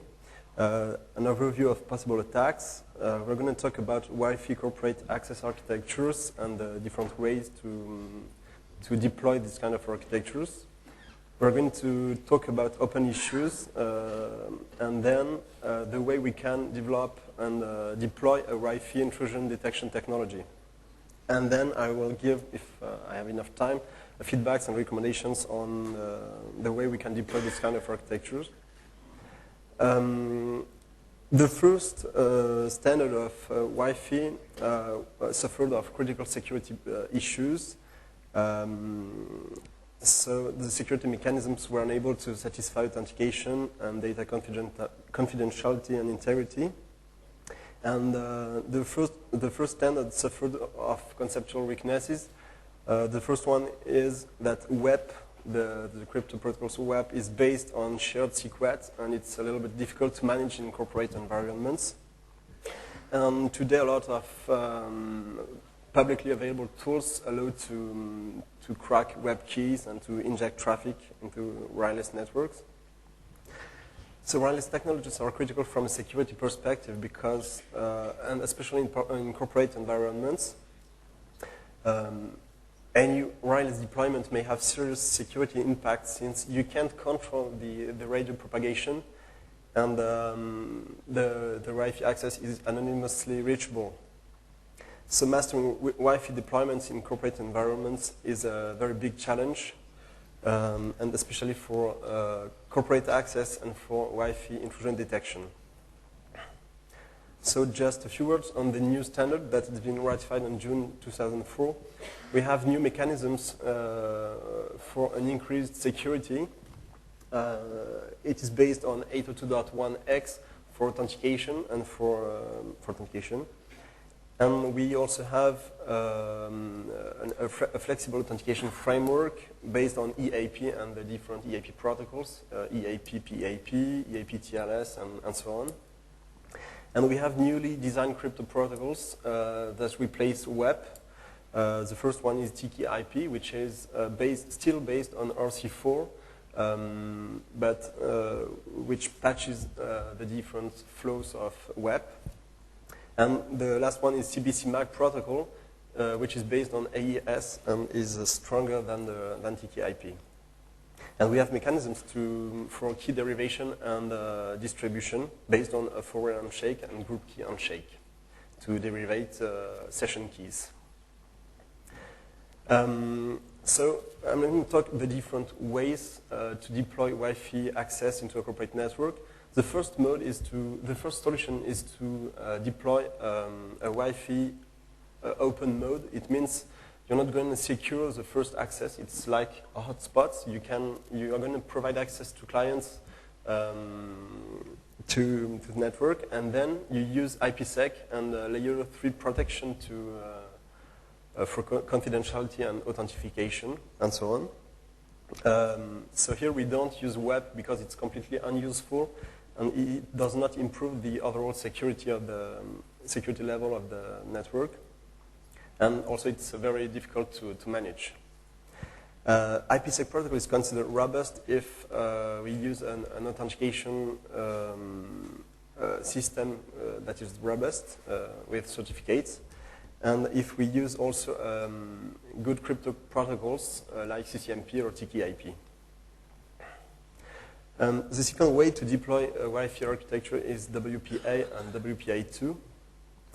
They are newly supported security mechanisms by this new standard, and they are largely supported since 2 or 3 years, but they are not easy to deploy. And we deployed them at France Telecom Research and Development Department since late 2003, and for WPA2 since late 2005. Okay, so I'm going to go faster on that. Some open issues. Protecting your infrastructure is a requirement, and for employees access and for visitor access. But you cannot solve every potential issue because some weak links subsist. The first one is on the client because, for example, Windows XP, when you connect to a Wi-Fi network, your preferred network, the network you are going to connect on goes into the preferred network list. And so, for example, here you connect it to Terrenagar 1, for example, and this network is going to go into the preferred network list of Windows XP. And then the auto-configuration mechanisms of Windows XP is going to try to find these Wi-Fi networks later. So, for example, in 1 week, if an attacker can create a fake access point and gain access to your computer by emulating an access point Terrenagar 1, for example. And in this case, the attacker will own the client, will own your computer, and try to get information from your computer, try to realize man-in-the-middle attacks, or try to go into open shares of your computer, or to realize exploits on your laptop. There is another issue on the client side, which is Wi-Fi Ethernet double attachment, since you can be connected to your corporate network and to have your Wi-Fi network switched on, and an attacker can gain access to your computer and can gain access to the network, the corporate network. There is another weak link, which is based on infrastructure, because you can come into your company and plug an access point, an open access point. And in this case, you are going to provide an anonymous layer 2 access to all corporate resources to everybody in the street, for example. So it depends on internal filtering policies, but usually you don't filter traffic from the plugs inside the network. You are going to filter traffic at edge with firewall or proxies. You may have security breaches with misconfigured access points, or everyone is potentially vulnerable because even though you don't have any Wi-Fi in your network, you can be vulnerable. It's like IPv6, like we said this morning. If you don't have IPv6 aware equipment, you may have problems. It's the same thing for Wi-Fi. Even though you don't have Wi-Fi deployed in your network, you can have problems. So the issue is how to detect and mitigate these security incidents. Wide supervision tools are helpless to detect specific Wi-Fi threats. For example, a fake access point which tries to own some employee laptops, a rogue access point interconnected with your wide networks. You can't also detect malicious activities like word driving or denial of service on radio side. So Wi-Fi intrusion detection is necessary. So if you listen to the radio, you will be able to listen to know the clients and the access points that are speaking, between quotes, and you will be able to detect known attacks like MAC spoofing or word driving, traffic injection. So Wi-Fi intrusion detection goals are the following. First is to detect these equipments that can be a potential threat, to qualify them, to know if they are interconnected to the network or not, and to geolocalize illegitimate access points or sources in order to be able to switch them off or to unplug them of the network. So, Wi-Fi intrusion detection will automatically audit Wi-Fi access points in range thanks to deployed sensors. So it can replace periodic manual Wi-Fi audits, and it can allow the administrator to take proactive reaction when a critical security issue is detected.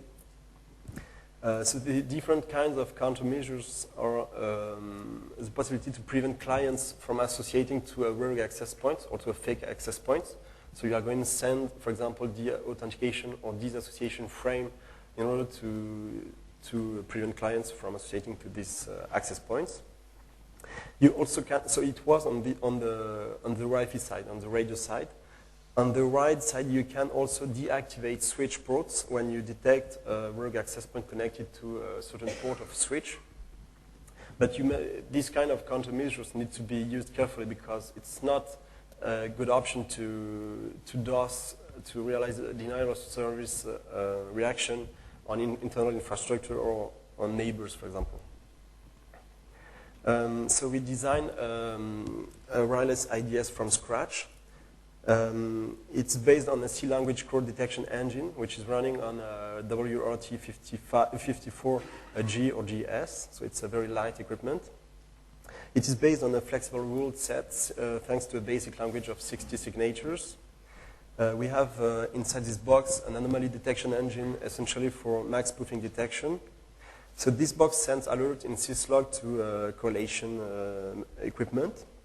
And that's realized on-the-fly aggregation and correlation thanks to SEC, which is Simple Event Correlator. This is a tool that allows to correlate logs. We can also realize offline correlation to qualify access points to know if they are connected to the network or not. And for that, we use NetDisco, which is an equipment a tool that is going to discover in SNMP the network. And then we have an SQL storage and PHP presentation for administration. So here, this is the representation of the architecture. We have in red the wireless sensor that sends events with syslog to an aggregation and correlation equipment. This equipment is going to store alerts into an SQL database. And then we have another port. The administrator can console this information, these alerts on the front end that is going to query the database. So that's a different view of the same architecture, actually. So here I put some screenshots of the tool we designed. This is the panel that represents the different alerts, active alerts, the alerts in the last 10 minutes, and the alerts in the table. So you have in AppSys the different security level and different classifications. So it allows an operator to know what happens on the Wi-Fi side. So here, this is a panel that is dedicated to access points. On the right, you have authorized access points.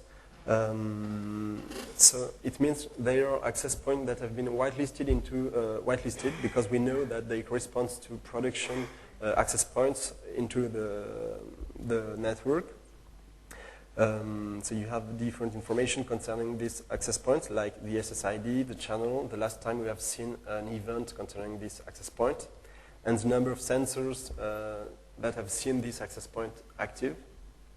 So in the middle, you have a panel that corresponds to unknown access points. It means we don't know if they are interconnected to the network, to the corporate network, or if they are neighbors or hotspots. And on the left, you have rogue access points. It means they are access points that we have identified as belonging to the network because we discovered them onto the network.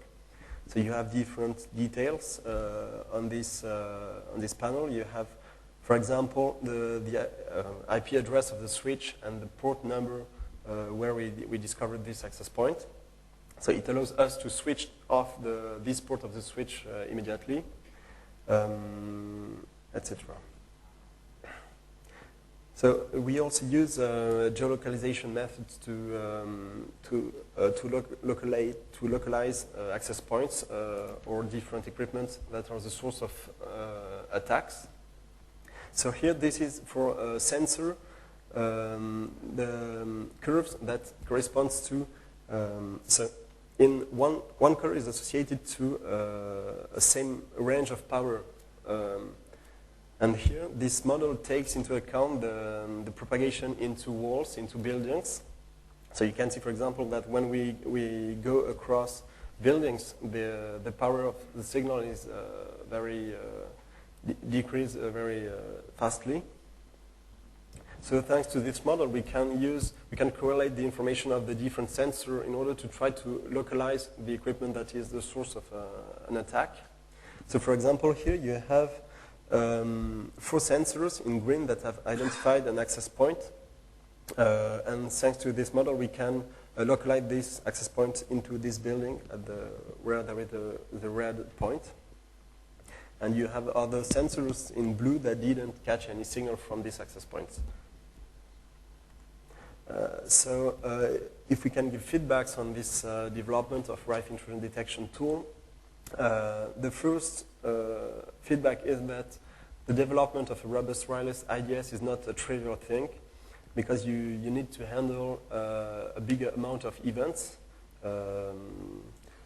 Building also an efficient front end for sysadmins is not very trivial. It's also very difficult to identify all interfering access points because sometimes we don't know if access points belong to neighbors or hotspots or are interconnected to the network. There is also a classic issue which is linked to false positive rate for IDS technologies, and this is very important to try to minimize this rate thanks to enhanced correlation. And we may have also performance issues due to the probes and the SQL tables. Is it okay for time? Okay. So I'm going to talk about the different requirements. So first, the overall requirements. It's very important to enforce a restrictive security policy, especially in risky environments. For example, in meeting rooms or labs, it's important to not to activate RJ45 plugs by default, and to activate port security and MAC filtering on switches. We need also to consider quarantine networks for guest access, different from the corporate network. It's also important to consider using IEEE 802.1x for your wide network in order to authenticate clients. And it could be good also to maintain a list of Wi-Fi equipments, of network cards and access points and configuration, but it's a bit huge to realize. You have also specific requirements for employee access. So it's important to use a robust authentication based on, for example, certificates. And we can use IKE with certificates for IPsec channeling, or EAP-TLS for WPA or WPA2 smart cards. It's important also to use crypto protocols that are robust enough, like TripleDES AES for IPsec, or CCMP for WPA2. And you also need to take into account VLAN segmentation in order to make a differentiation between data frames and, for example, admin frames or authentication frames in the network. For client configuration, there are specific requirements. So first of all, if you don't need Wi-Fi access, it's very important to deactivate physically Wi-Fi and to remove mini PCI cards. To use also a double attachment prevention system in order to deactivate, for example, the Wi-Fi network if you are connected to an RJ45 plug. And to clean also periodically WinExpress preferred network lists in order to avoid to be automatically connected to an attacker or to And it's important to use a well-configured firewall to enforce filtering, especially on Windows protocols. And for Wi-Fi intrusion detection system, they must be evaluated in terms of security because results are somewhat variable. And you may have also packet losses at the wireless sensors. And you can also tune your rule set for performance and effectiveness. But some attacks aimed at Wi-Fi intrusion detection systems tends to appear now, and we need to be careful about that. So we need to select solutions that have minimal impact on your architecture, have geolocalization capabilities, and use intrusion prevention techniques to use carefully. Okay. So to conclude, radio technologies have serious impact on security, and it's important not to consider them as negligible. And mastering wireless deployment is a global approach. You need to take into account 4 points. You need to deploy a restrictive network security policy. You also need to harden the laptop configurations and to deploy a robust Wi-Fi employee access and a robust Wi-Fi intrusion detection system. That's all, just some references about Karma and about an article that we did about design, implementation, and deployment of wireless IDS. That's all. So if you have questions. Okay, thank you, Pierre.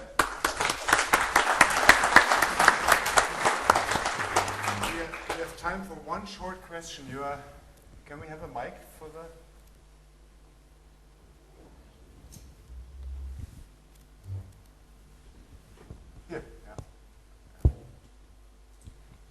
Andrea Baldi, have you addressed in your IDS system the detection of ad hoc networks, which are basically equivalent of rogue access point, but on a client that you can turn on very easily?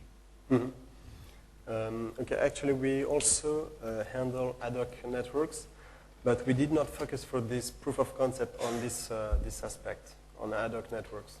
But it's also possible to do that.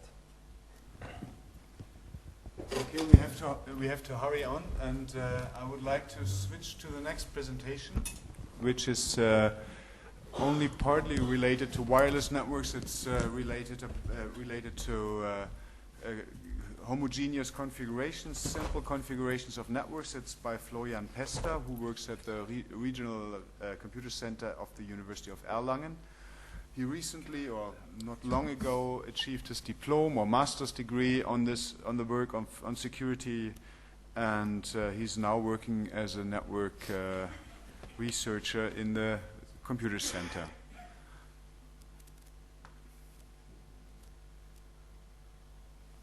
Okay. Can stand. Yes. You like. I don't know. Is it working now? I need to switch it on. Switch it on. Good afternoon, ladies and gentlemen. My name is Florian Prester, and I come from the IT Center of the University of Erlangen-Nuremberg. And I want to talk to you about security within networks and with ease and one command philosophy. First, I want to give you a short overview what I'm going to talk about. I want to give you a short introduction, where I come from and why I look on security within networks. Then I want to give you the little steps what I mastered to do to achieve security within the network with ease and one command philosophy. There we start with filter list validation and filter list creation and go on to filter list management and exchange. And last but not least, I want to show you two scenarios where this can be used and how this can be used. On this slide you see our part of our network. We are a universal network with a distributed campus on 3 cities, Erlangen, Nuremberg and Fürth and some other parts. And we have many routers within, and we are layer 3 networking. And within this network, normally security is not easy to achieve because you don't know where someone is and what happened. So there are some questions we have to answer. First, if a security incident occurs, is what system is affected. This normally I can look up, or I get a report or someone is calling and telling me that a system is under attack. Then what service is under attack on the system? Then there comes the major question, what can I do to ease the situation? Normally within networks, I can block traffic from one host, or I can deny access to a specific service on borders between local area networks, between campuses, between cities, between the networks. But I need to know where. Even if I got an IP address, I don't know what is the next router or the next firewall where I can block this host or this bad guy with this IP address. And last but not least, I don't know. Sometimes I don't know how can I block this IP address, because I have different systems of filtering systems. I have different architectures. Maybe the guy who is normally in charge for the filtering systems is on vacation or he is sick. Then what can I do if I'm not familiar with this system? Therefore, the approach I developed is taking away the where from the administrators, as well as it's taking away the how. So the administrator or the administrator in place just needs to know what system or what service and what can I do. So he needs to make the decision, I need to block this host or I need to deny this service. Within networks, security mostly depends on traffic filtering network traffic. And this is normally done with some kind of filtering system like checkpoint firewalls or Cisco firewalls or Juniper firewalls, and there's a Nortel outside, Nortel firewalls or some open systems. But all of them are in common that a normal filtering system is only as good as the filter lists, and the filter lists depend on the filter rules inside the filter list. Unfortunately, the filter lists are not very handy for the administrators. They all look very much the same, and there's an example from the Cisco system, extended access lists. They the administrators like to overlook some details. So we see here 5 filter rules, and normally we have 50 to 100, 200 or even more filter lists. And if I misconfigure one single rule, I can ruin the whole filtering system, because mostly those filter systems are going from the top and running so-called first match paradigm, where the first matching rule is taking action on the network traffic. So to understand those filter rules, we have to analyze the filter rules inside the filter list. The first thing is I decided to analyze this filter list offline. I will not go on the filtering system and decide, okay, I try to block some system, or maybe let's see if I can block the system now. So, because I need to have a surrounding where I know what I got and where I need to go next. To analyze filter lists, I have to do 2 issues. First, I have to analyze it syntactically, where I can find the typo errors, can identify invalid options, wrong syntaxes, which may appear if I'm used to another system normally. And all those can be done by developing a parser, which is parsing the filter lists and knows the grammar of a filtering system. And then it tells me I have swapped to letters, or this option is not available for this specific systems. But there are also another kind of error class. It's the semantical errors. What is a semantical error? For me, a semantical error is an error which hinders a filter list to do what it's supposed to do. So I need to know what is a filter list supposed to do. And it's very important to understand, I do not want to know what a filter list is supposed to do in generally. But I want to know if the configuration of a filter list, as I see it now, is semantically correct. So if it's consistent, or if single rules within the rule set are hindering each other. If one in front is shadowing some successors of it. So, for example, we have a little filter list here where we permit the access to a specific host using secure shell, and then we deny the traffic for the rest of the subnet. Now, if you switch, or if you flip the first 2 lines, and we deny first the access to the subnet, and then we want to allow the access to a specific host using secure shell, it will never work, because looking at Cisco access lists, there is a first match paradigm where the first matching rule is taken action. These kind of errors I need to be able to detect, and it shows me that this can't be what I wanted to do. But it only shows me that it can't be what it wanted, but because maybe I wanted it. But it's very important to detect this kind of errors. There are also some advanced inconsistencies in filter list analyzing. When you're looking at a firewall, and we have on the one side we have the bad internet, on the other side we have some subnet we want to protect, there are so-called unrelated rules. Unrelated rules are rules which match traffic that never can show up on this filter list or in this firewall.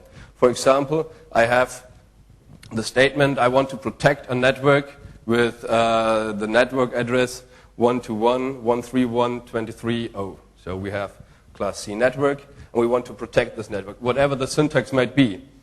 But if I switch a single number to the network 121.113, which can happen if I'm in a hurry, or if I'm under pressure, or if I just didn't pay enough attention, then the firewall will do so, but then the traffic will never show up. And then it depends on the firewall if the network is safe behind the firewall. But it is important that the administrator thinks he added the rule, because he actually added it, but he added a different rule set. Or so-called forgotten rules, looking at the router, for example, and looking at stateless filtering systems, we have to look on a connection with two directions. We have one to the target and one direction back to the source of a communication. And therefore we have two filter rules. One allowing or denying a filter connection, and one allowing or denying the way back to the source. And if I forget one of those two filter rules, then there can't be any connection between the two hosts. Or, in the other side, if I want to prevent a connection to be established, it can be established. Those inconsistencies can be detected if I use the information which is already there. If I use the information around the firewall, if I use the information which is provided by the network. And detecting errors is one thing, but then I have already done the mistakes, and the better thing is to avoid mistakes. Therefore, I thought about it, but if I can detect filter lists, errors in filter lists, maybe I can create filter lists as well. And on the creating filter lists, there is one way to go is using a macro mechanism. I think a macro mechanism where we use an easy syntax, little information to remember about the networks, and system independence. So I use a language which is not relying on the system. Then I have an easy-to-use mechanism which produces less errors, because I can't deny that no error will happen at all, but I will have more security.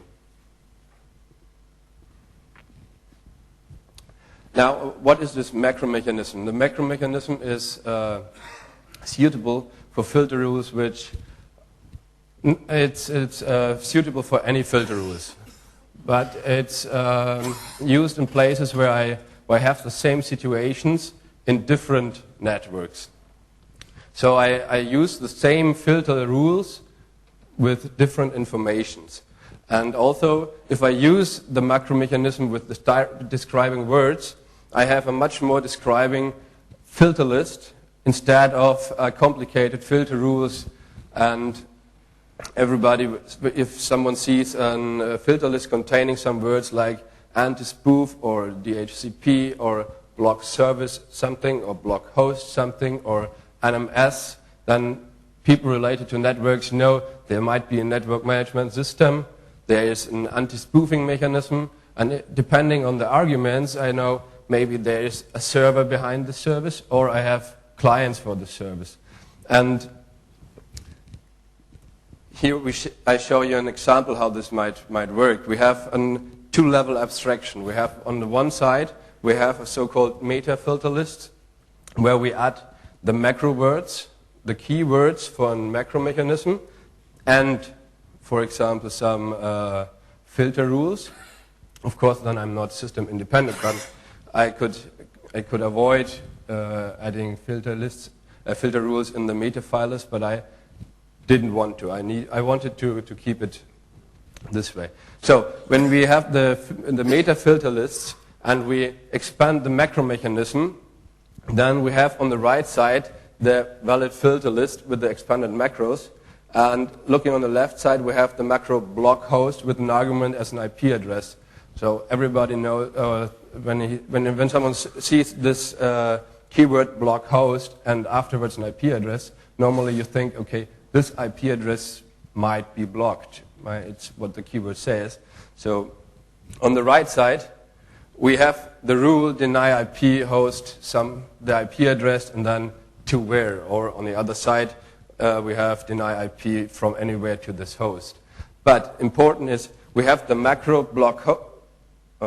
Here. We have the macro block host, which gets expanded to this rule, and the information handed over is inserted here. So I can block any host if I know the network, and let the filter list be expanded.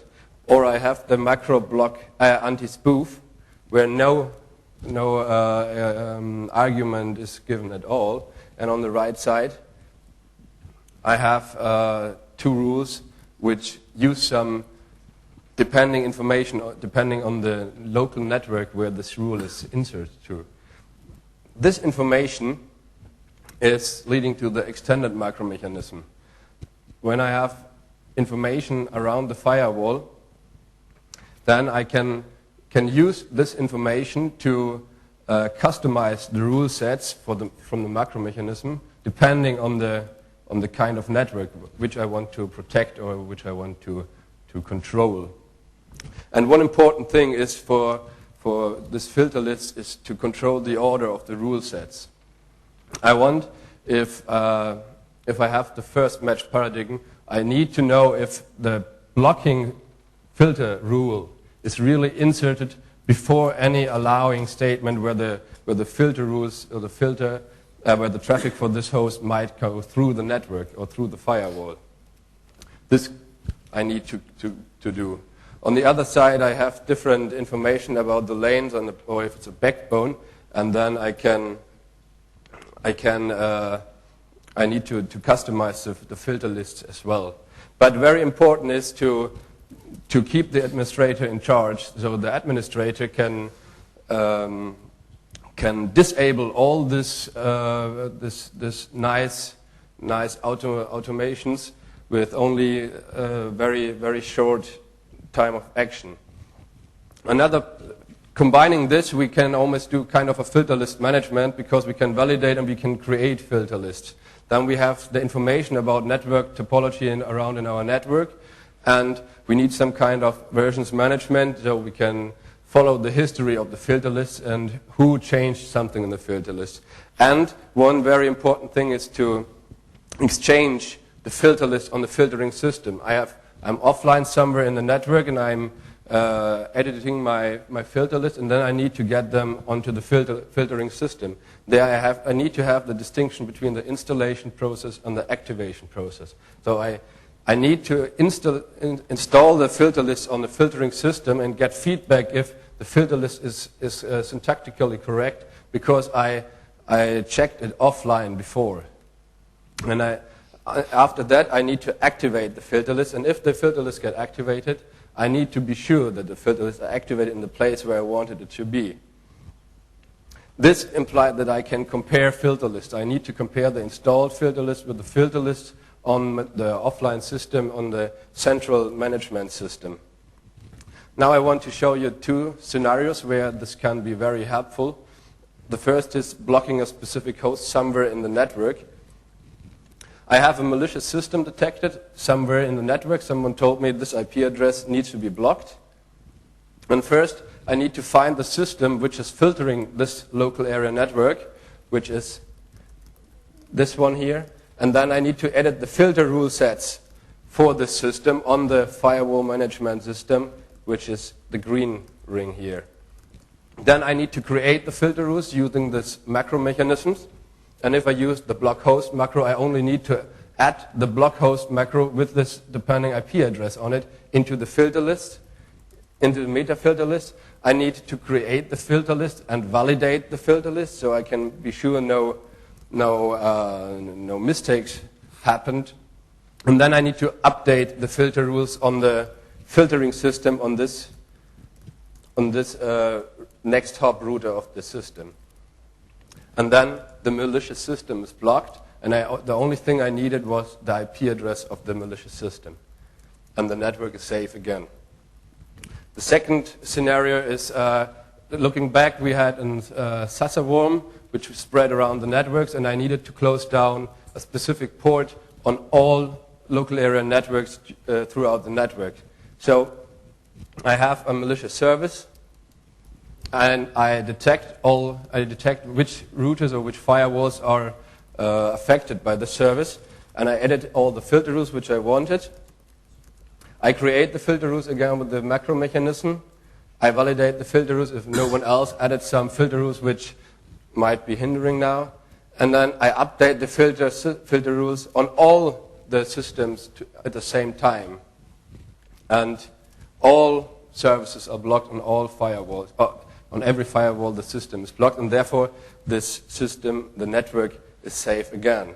Now, why it's easy in one command? Because the administrator controls the whole process. There are single steps: the validation, the creation, the updating of filter lists, the controlling of filter, which the administrator can combine individually. We have one command. If I combine all these single steps to one command, I can, for example, the block host we established in our network by the block host command, and now everybody within our network stuff can block on any system a specific IP address.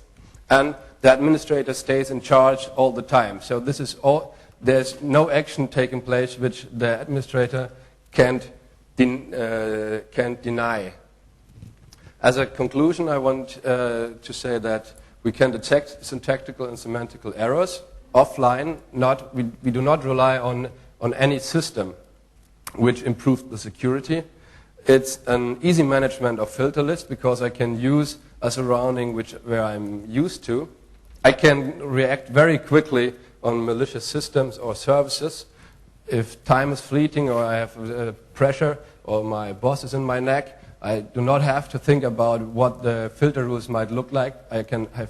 If I have the right macro defined, I need only 2 words, and the filter rules are inserted and deployed.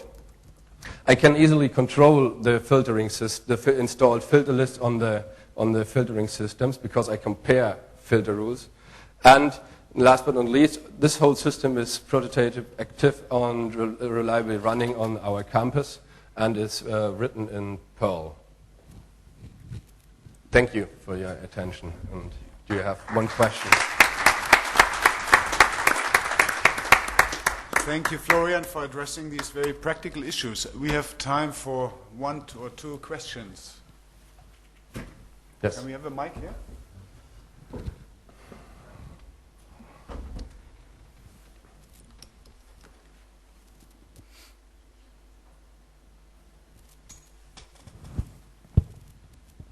Okay. I suggest, I guess that you have a macro that is vendor specific. Is that right? Did I have what? The macros that you have macros? used so far are vendor specific. How do you generate the access list right now? You have a configuration file and some macros that take the configuration file and produce a vendor specific access list. Is that right? Yes. Do you have any plans to have, let's say, a more open tool that you can have some configuration at the beginning, saying that this equipment is this vendor, so you use these macros and it generates the access list, and if you change the configuration at the beginning, it's another vendor's. Yes, this is where I want to go next, and where I'm working on and looking forward to meet some people who have experience with it. And I want to go there that I am vendor independent and can generate filter lists for any filter system. But this is kind of a handwork doing, I think so. So this might take some time to solve all the vendors. But until now we do only the Cisco access list because the most rudimental filtering system with the less the comfort at all. So we stick with the access lists. Is there another question? Well then, I would like to pose one. You were addressing the issue that configuring filtering coherently in a network is a semantical issue, and you're using a macro substitution mechanism, which is a syntactical mechanism. Are you thinking of redoing this by, in a framework that is carries more semantic, has more way to individually control what you're doing? There's the difference. The macro mechanism is very, very easy, but it gives the administrator a lot of comfort to not think about syntax in that point. You think about the syntax once and then you reuse it. It's just a reducement of the complexity of the filter list. But the semantical issue is by analyzing the filter lists. I want to detect errors within filter lists which are syntactically correct. There's semantical until now. But you're right, that's, again, the next step where I want to go to do kind of a framework where I can put the semantical also in the creation of the filter lists. Okay, then let's thank the speaker again and move to the next presentation by Josh Howlett. Josh comes from the University of Bristol and is a networking expert there, being concerned mainly with security and authentication in mobile environments, and he has been borrowed out, as far as I understand, to Janet to implement the wireless security in the Janet roaming system. And you'll speak about this, That's aren't correct. you? Yep, I hope so. Oops, but this is not your presentation. Which one is it? I'm the awkward person.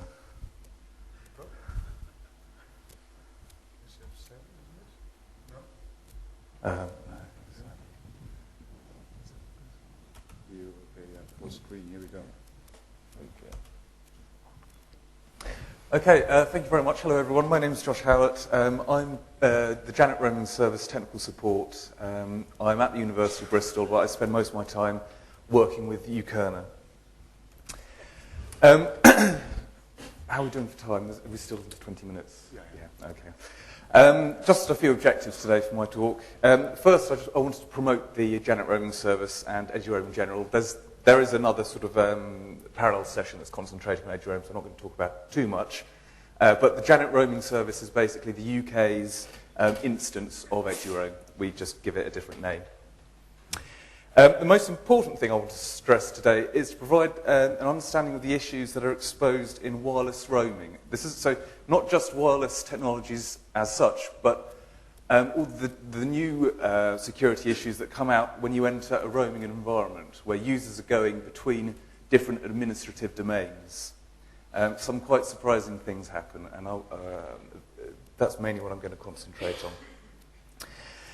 With these issues, we had to solve them when we were designing the JRS, and I will be talking through how we did that and how these issues fed into the design of the JRS, and I'll be explaining that.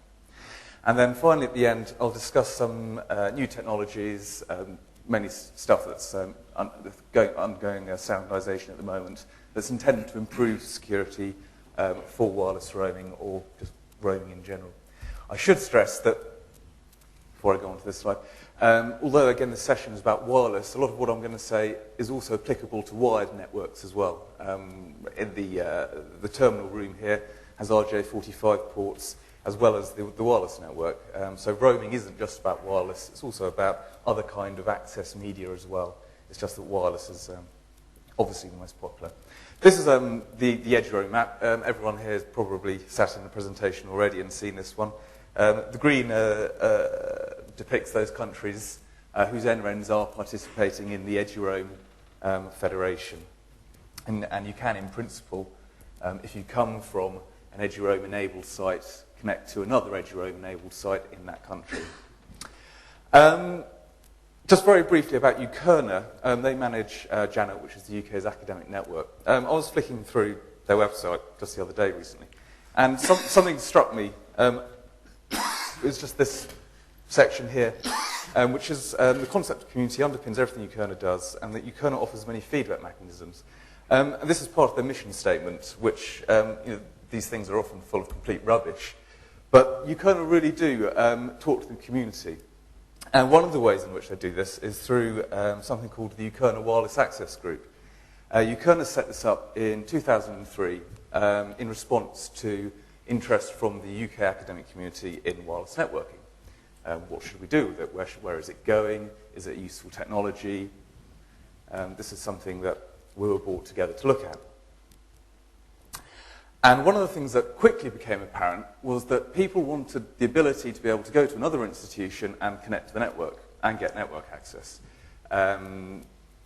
It's a very useful tool for all sorts of environments. And just looking at the people here in this room with all your laptops open, it's something that people really, really like. We had a few sort of general requirements. It had to be secure. It had to be easy to use. And the most important, in a way, is that the organisation from where the users are coming from, the home organisation, has to be responsible for supporting the user and for the account management. So the idea is to alleviate all of the problems that you typically have with visitor access, which is visitor accounts and disseminating the credentials to the visitors when they come on site. The idea is that a visitor should be able to go to another site and use his credentials from his home organisation to authenticate against the network and get network access. So security aims. Authentication. Authentication is just saying, who are you? And being able to say with a good level of reliability that we know who this person is and where they're from, and we can go and beat them up if they do something wrong. The second thing that people are interested in is enforcing acceptable use. So you may be able to do web access or IMAP access, but we're not very interested in letting you do SMTP because you might go and spam some people, and then our institution gets added to the blacklists, and we can no longer send mail and all of this sort of thing. So enforcing acceptable use on visitors is very important. Accountability is also incredibly important and obviously relies on authentication. Accountability means that we have to be able to prove and demonstrate to someone that they have done something wrong, and then you can beat them up. And finally, this is sort of an axiom of security in general, really, which is the principle of minimal privilege, which is where you should never tell any party anything that they don't need to know, unless they really, really, really need to know. And this is an important principle in the EduRoam Janet roaming service context, because there are a large number of people involved in going, or people or network devices, or all sorts of things. There's a lot of infrastructure that's required to facilitate this network access. And so it's critical that we don't leak information unnecessarily. Two things really became quickly apparent when we started thinking about the JRS. The first is, how should network access be provisioned? So what is the interface between the wireless user and the wireless network? And then, assuming that the user's been authenticated, what is the user then allowed to do? Is it just web-only access, or should IPv6 be mandatory? All sorts of things to think about. And as you can imagine, we had lots of very furious arguments about this. And the only way to really resolve it is to step out of the meeting room and actually do something. So UKERNA decides to proceed with a national trial called the Location Independent Networking National Trial to explore these issues. The first issue to resolve was the network access problem. What technology should we use to provision access to visitors? The two most popular technologies are called 802.1x, which we heard about in the first presentation, and, this is an acronym that I haven't, okay, WRD, that is Web Redirect. Both use radius for authentication. I'll be talking a bit more about these two technologies shortly. However, although the two technologies are quite different, they do have one commonality, which is that they both use radius for the back-end authentication, which is convenient because it meant that all that we had to do for the LIN trial was implement a radius, effectively a radius trust fabric that connects up all of the institutions that were participating in the national trial. So we could have Web Redirects working alongside 802.1x. This is briefly how Web Redirect works. Web Redirect is what is implemented actually at this conference. Those of you with laptops and have used the wireless network will be familiar with that. The roaming user issues a DHCP request to the network. The Web Redirect gateway sends back a response with an address and a DNS server of itself. So when the user opens a web browser, and issues a request for any kind of host, the Web Redirect Gateway just resolves whatever host it happens to be to itself. So whatever site the user tries to go to, it gets redirected to the Web Redirect Gateway. That's why it's called Web Redirect. And this presents a login page to the user. The user plugs in their username and password. Assuming the credentials are correct, then the Web Redirect Gateway opens up its firewall to permit traffic from the roaming user to the wider world, and then it also reconfigures its DNS so that it's no longer so broken, and the host can resolve things normally. So that's how Web Redirect works. Although this is IEEE 802.1x, although the diagram looks simpler, this is a bit of a fabrication. 802.1x is somewhat more complicated than Web Redirect. I've tried to keep the details to a minimum. Effectively, 802.1x uses a protocol called EAP, the Extensible Authentication Protocol. And this is between the roaming user and the access point. So this is difference number one, whereas with Web Redirect, that was between the user and the Web Redirect Gateway, which is a host on the network, and the access point is just acting as sort of a transparent bridge, really. The access point here is actually involved in the negotiation. The access point doesn't do the actual authentication, it just passes the authentication request through to a back-end Radius server that performs the authentication. And then if the access point gets a, yes, this user is authenticated, then the access point forwards the user's traffic. So this is what our Radius fabric looks like, very roughly speaking. On the left, you've got an organization that has an 802.1x access point, and on the right, you've got an organization that's chosen to deploy Web Redirect.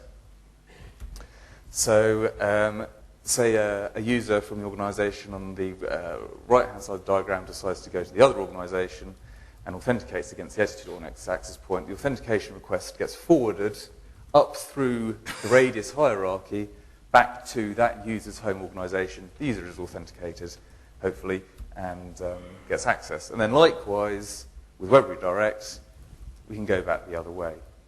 So the Radius hierarchy is independent, really, of the authentication mechanism. These were the sorts of things that we discovered about Web Redirect and 802.1x. The benefits of Web Redirect. Obviously, excellent client support. Anything with a web browser will support this. This is basically the reason why Web Redirect is so popular. Unfortunately, 802.1x requires a special client on the wireless host that performs the authentication on behalf of the user. And the supplicant within Windows XP and Windows 2000 is particularly poor, is not very good. And many organizations have gone out and actually purchased third-party supplicants because the Windows implementation is so rubbish. This is a bit unfortunate because a lot of people's experience with 802.1x is through Windows, and they just automatically assume that, oh god, 802.1x is crap, but it's not. Windows is crap. If you use Macintosh, it's an excellent 802.1x implementation. Web Redirect is easy to use. It's a familiar interface to users. Users are just used to the concept of putting in a username and password. And perhaps most crucially, Web Redirect was already very widely deployed at the time we were thinking about this. The majority of institutions had already had some kind of Web Redirect system from vendors such as Vernier or BlueSocket. For that reason, obviously, these institutions were interested in maintaining their existing system. They didn't want to move to some new technology. What are the benefits of 802.1x? The main one is very strong end-to-end authentication. The user's credentials are protected using TLS, all the way from the user's supplicant back to the home organization. This provides very strong encryption of credentials. Unlike Web Redirect, where there's absolutely no link encryption, it's just a standard wireless connection. With 802.1x, you can use the WPA and WPA2 protocols that we heard about earlier, and these provide very strong protection of the link. And this is essential for accountability, because without that, with the Web Redirect system, for example, where there's no protection of the link integrity, someone can come along and easily spoof, as we'll see later. And finally, 802.1x does link level isolation. This means that the wireless user is completely isolated from the rest of the network during authentication. And this contrasts with Web Redirect, where the roaming user is part of the entire wireless network during authentication, and this exposes a lot of problems. So, spoofing is a problem just by changing your IP or MAC address. This means that an attacker can spoof an authenticated user, pretend to be them, do naughty things. One of the big naughty things they can do is pretend to be the Web Redirect gateway, and they can collect users' credentials. And then, of course, they can also do man-in-the-middle attacks on any application data. Preventing and detecting this spoofing is extremely difficult. The only way it can really be prevented is through the use of HTTPS SSL certificates. But this is difficult because users have not been trained, really, to examine certificates. If a certificate problem pops up from the browser, they just click OK, OK, OK, and they're in. They don't try and look at that. There's also no end-to-end protection of authentication. If you recall, going back to the radius hierarchy, we had a number of radius servers involved in that. With Web Redirect, the user's credentials are exposed at each radius server, which is a big problem. With 802.1x, the credentials are protected using TLS. And so they're not exposed. This becomes a particular problem in a roaming context because there are a lot of intermediate radius hosts. Within the context of a single institution, or so a conference like Terena, it's not a problem because the number of points of failure or points of compromise is relatively small. But in a very large radius hierarchy, you've got a lot of points of compromise or failure. I'll skip this. So here's a summary. Mutual authentication. Web Redirect does, yes, but it requires users to be very diligent, and as we know, users aren't diligent. 802.1x does mutual authentication transparently to the user. 802.1x also provides accountability because you've got the link level isolation. And Web Redirect doesn't really observe the principle of minimal privilege because there's so much information leakage at each step in the radius proxy hierarchy. So for the JRS, we implemented 3 service tiers, and this really respected the fact that there was so much Web Redirect out there in the wild, we had to include it within the service. So JRS 1 is the lowest sort of security tier, and this permits the use of Web Redirect with security certificates from well-known certificate authorities. And then the other 2 tiers are sort of higher security, which require 802.1x with either WEP, WPA, or WPA2. The reason we permit WEP is not so much that we're interested in users' privacy. I'm not really particularly interested in users' privacy at all. What I'm interested in is accountability, which is I want to know that if someone's done something wrong, then I can get them for it.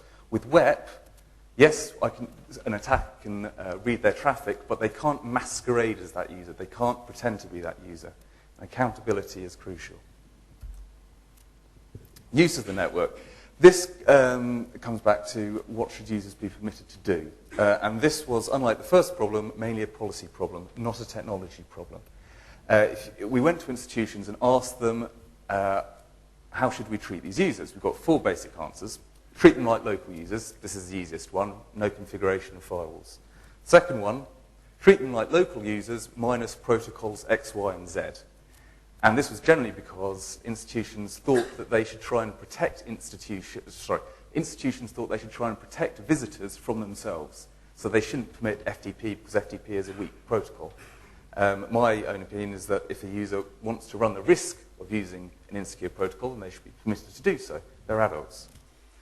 And then the final 2 were very awkward. Some sites said that no protocol should be permitted except for virtual private networks. And then a completely opposite view, which is that everything should be permitted except for virtual private networks. Ask a simple question and you get a lot of very difficult responses. So what we did for the Janet roaming service, eventually we decided to mandate 21 protocols. I won't run through them here. And then institutions are encouraged to allow as many other protocols as local policy permits. Future work. We need to deprecate web redirects and preferably web as soon as possible, and this should be possible within 12 to 24 months. 802.1x is taking off very quickly now.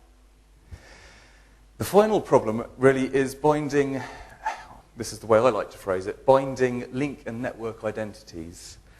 Within IP, there's no concept of binding an IP address to the media address, so with Ethernet, that's the MAC address. And this makes masquerading, spoofing very simple. There is, so for example, one problem is how do I know that the DHCP response I've got back from my DHCP server, how do I know that that really has come from the authorized DHCP server and not from another visitor who's trying to do a man-in-the-middle attack on me? Very difficult. There is a standard for DHCP version 4 authentication, but this requires shared keys, and besides, no one's implemented it, like a lot of these nice things.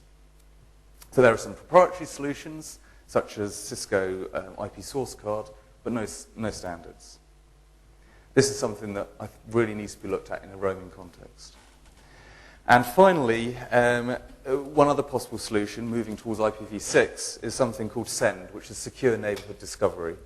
And this uses public key infrastructure X509 certificates to establish trust between visitors, roaming hosts, and the visited network and its routers, so that a visitor knows for certain that the router he's talking to is actually authorized to receive his traffic, and so the user is confident that there isn't a man-in-the-middle attack going on.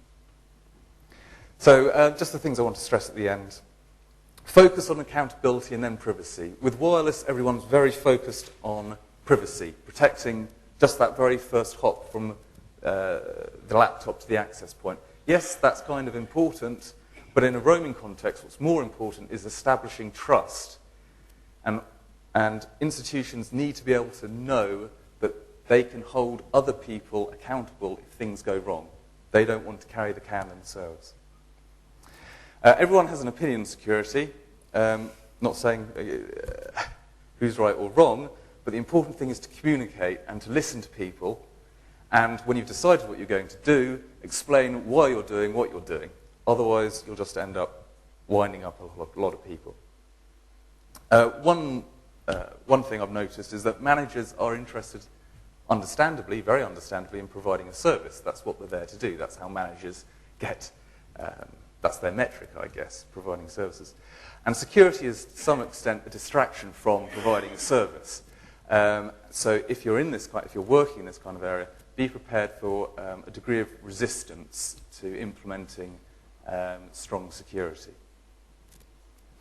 And finally, as I was saying earlier, strong link and authentication cryptography is a necessary condition, yes, but it's not sufficient for security in a large-scale roaming context.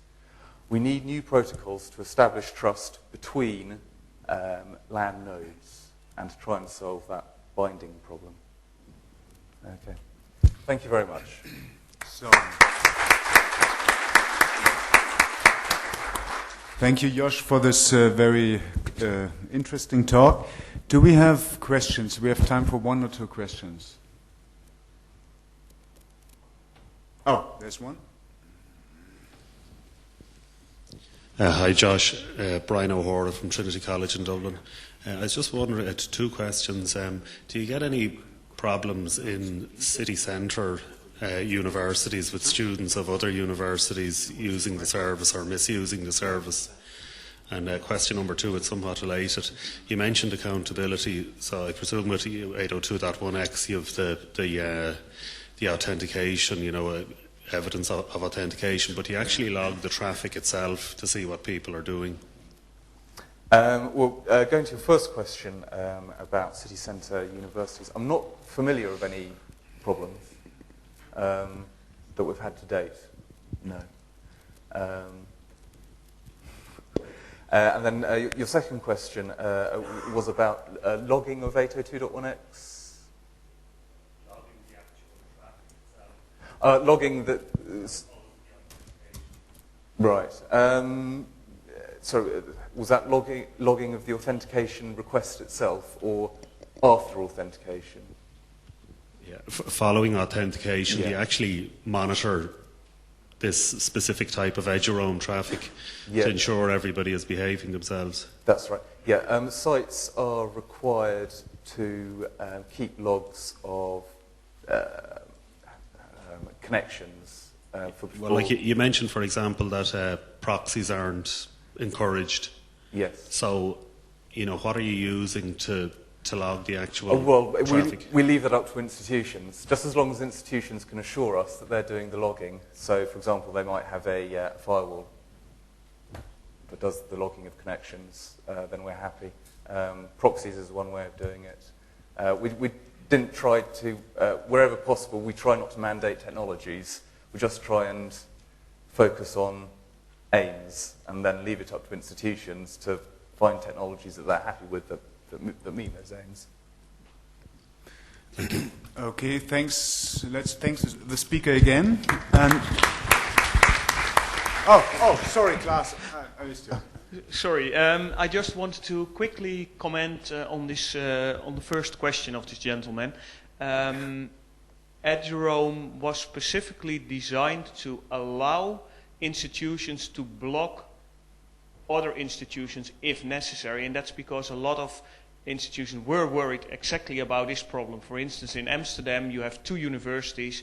One of them is spread out all through the city, and the other one is on sort of like a campus. The one spread out through the city was really worried. They said, yeah, we do all the access points through the city and they are going to use it. Well, it's a valid concern. So we designed the system that it is possible to block users. You are allowed to do that. You have to answer, of course, to questions why you are doing so. In reality, it has never happened, as far as I know, anywhere in EdgeRoam. So it seems that just having the ability to block it is enough for all institutions to happily work together in providing a great service also in the city centers. Okay, so then let's move to the next topic, and it is about the surprise that it is not a need, not a must, that voice over IP is insecure, totally insecure, as I always experience it. And the presenter, we are very glad to have Eric Wenk. Yeah. Wenk here, Yes. very hard to pronounce for me. He is from one of the vendors selling wireless voice over IP phones from Cisco Systems, but here you are a distinguished engineer and you're specifically concerned with consultancy and advice in securing those systems. So, Eric, it's you. Okay, and indeed, you're right. I selected the title to be provocative and to be a blunt statement, right? Is IP telephony become secure? I mean, we are mostly there. But all of us know that a secure system does not exist, or it's basically powered off. And, of course, voice over IP phone, we want to get them usable. So it's not full security, that's just a blunt statement over there. But I've been really pissed off, if you allow me this wording, since years by hearing presentation and over presentation, even a couple of months ago, that voice over IP is completely unsecure, and then using very old arguments that typically do not stand anymore. And this is basically why I put such a provocative statement there as a title. Also, it applies mainly for voice over IP within an enterprise, where all the traffic is within one organization, where you can have controls on every pieces of devices. So, regarding security, voice over IP security has a slightly different strength than normal data security. A few things are identical. Reconnaissance, denial of services, and this kind of stuff, exploits. What we are doing in data, we do it in the voice as well, voice over IP as well. But there is a big difference. They said voice over IP requires very good quality of service. So if there is, for instance, a denial of services in your network, or a worm ramping all over the place, degrading QoS, your voice over IP systems will not get any attacks against integrity or confidentiality, but availability will be disrupted. So QoS is pretty important. The agenda for the session, basically, just a short introduction to voice over IP protocols. How do they work? To be followed by a risk analysis, which is typically what you are hearing everywhere. So I will go fast on this one. Then basically there are two ways to protect the voice over IP protocol. Because that's right, 5 years ago, they were pretty weak and vulnerable. You have two ways to secure, let's say, a soldier on a battlefield. Either the good old way, you provide him with a shield and a hammer. Basically providing a shield outside of the soldier. This is the first point. Secure IP telephony through the infrastructure. The other way of securing voice over IP is to do some kind of magic and changing your soldier into a Superman, right? We need no shields or no hammer because it's secure per se. It's a Superman. That's basically how we can do it. So securing the voice over IP protocol itself. That's basically what IATF and other vendors has been done for years now. Okay. Just to be sure, because it's the wireless sections, how many of you would claim themselves knowledgeable or aware of voice over IP, SIP protocol, H223 and so on? Can you raise the hand? Okay, that's what I was fearing, right? 5 out of the, 100 in the room. So, oversimplifying, and due to the time constraint, I put a lot of those slides as a reference at the end of my presentation. Yes, we can have a more deeper look there. So oversimplifying, you get two kinds of servers. On the left, this is the configuration server. And on the right, this is the SIP proxy or some kind of call center or call manager, as we call it internally. And on the bottom, you get real hardware phones, so real Ethernet phones. And how is it going? First, the phone boots, DHCP, ARP, blah, blah, TFTP maybe, or any kind of protocol to download configuration, check for new firmware upgrades, and so on. Then, it registers itself to the call controller, using SIP, for instance, or any kind of protocol, and starts some kind of signaling. At some point of time, it wants to reach another phone, right? I mean, the phones are there for using. So we start a media stream. And this is something a little bit puzzling, because when you do HTTP, you get only one TCP connection.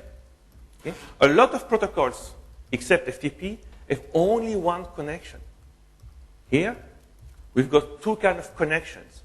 The signaling between one phone and a call manager, okay, call controller, and another streams of data, which actually typically used on UDP for quality of service, between two IP phones. And all those streams and all those connections don't follow the same path. And this will cause some challenge later. So again, the risk analysis, I refer you to about 8 slides at the end of this presentation. I oversimplify it here in 1 slide. First step, dynamic configuration. We are doing security. We know that dynamic configuration is a bad idea regarding security most of the time. You can spoof it.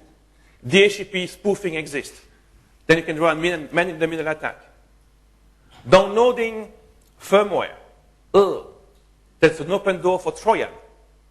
Right? I mean, nobody likes ActiveX, for instance. Why would you prefer to get TFTP or FTP, a firmware upgrade from a server? Right? Could be very dangerous. Signaling itself. Most of them. No authentication, no integrity, and so on. That's basically a normal server on the other side. Windows or Linux or whatever. Open to DOS. Or if you get a normal access, open to privilege escalations. So you can become root, for instance. The media stream, the UDP one. Again, no integrity, no confidentiality, and no authentication. The default one. And coming from Cisco, right? The middle bar in the middle, the network itself, basically it also can be unsecure. Okay? There are attacks, spoofing, for instance, or any kind of attacks against infrastructure. So the first step, the first way to secure voice over IP is to try to secure it by enforcing, providing shields and armor to the infrastructure, to the network itself. basic stuff. I mean, hopefully you are already doing it in your network. Using SSH for configuration, using SNMP-v3 if you find a management system using it, using role-based access control and some kind of reduced attack server as a backend. A lot of those papers published in 2000 and 2001 against voice over IP security and tools like Vomit or Kane and others are relying on layer 2 tricks, ARP spoofing, DHCP snooping, CAM overflows, and so on. There are now vendors able to cope with this.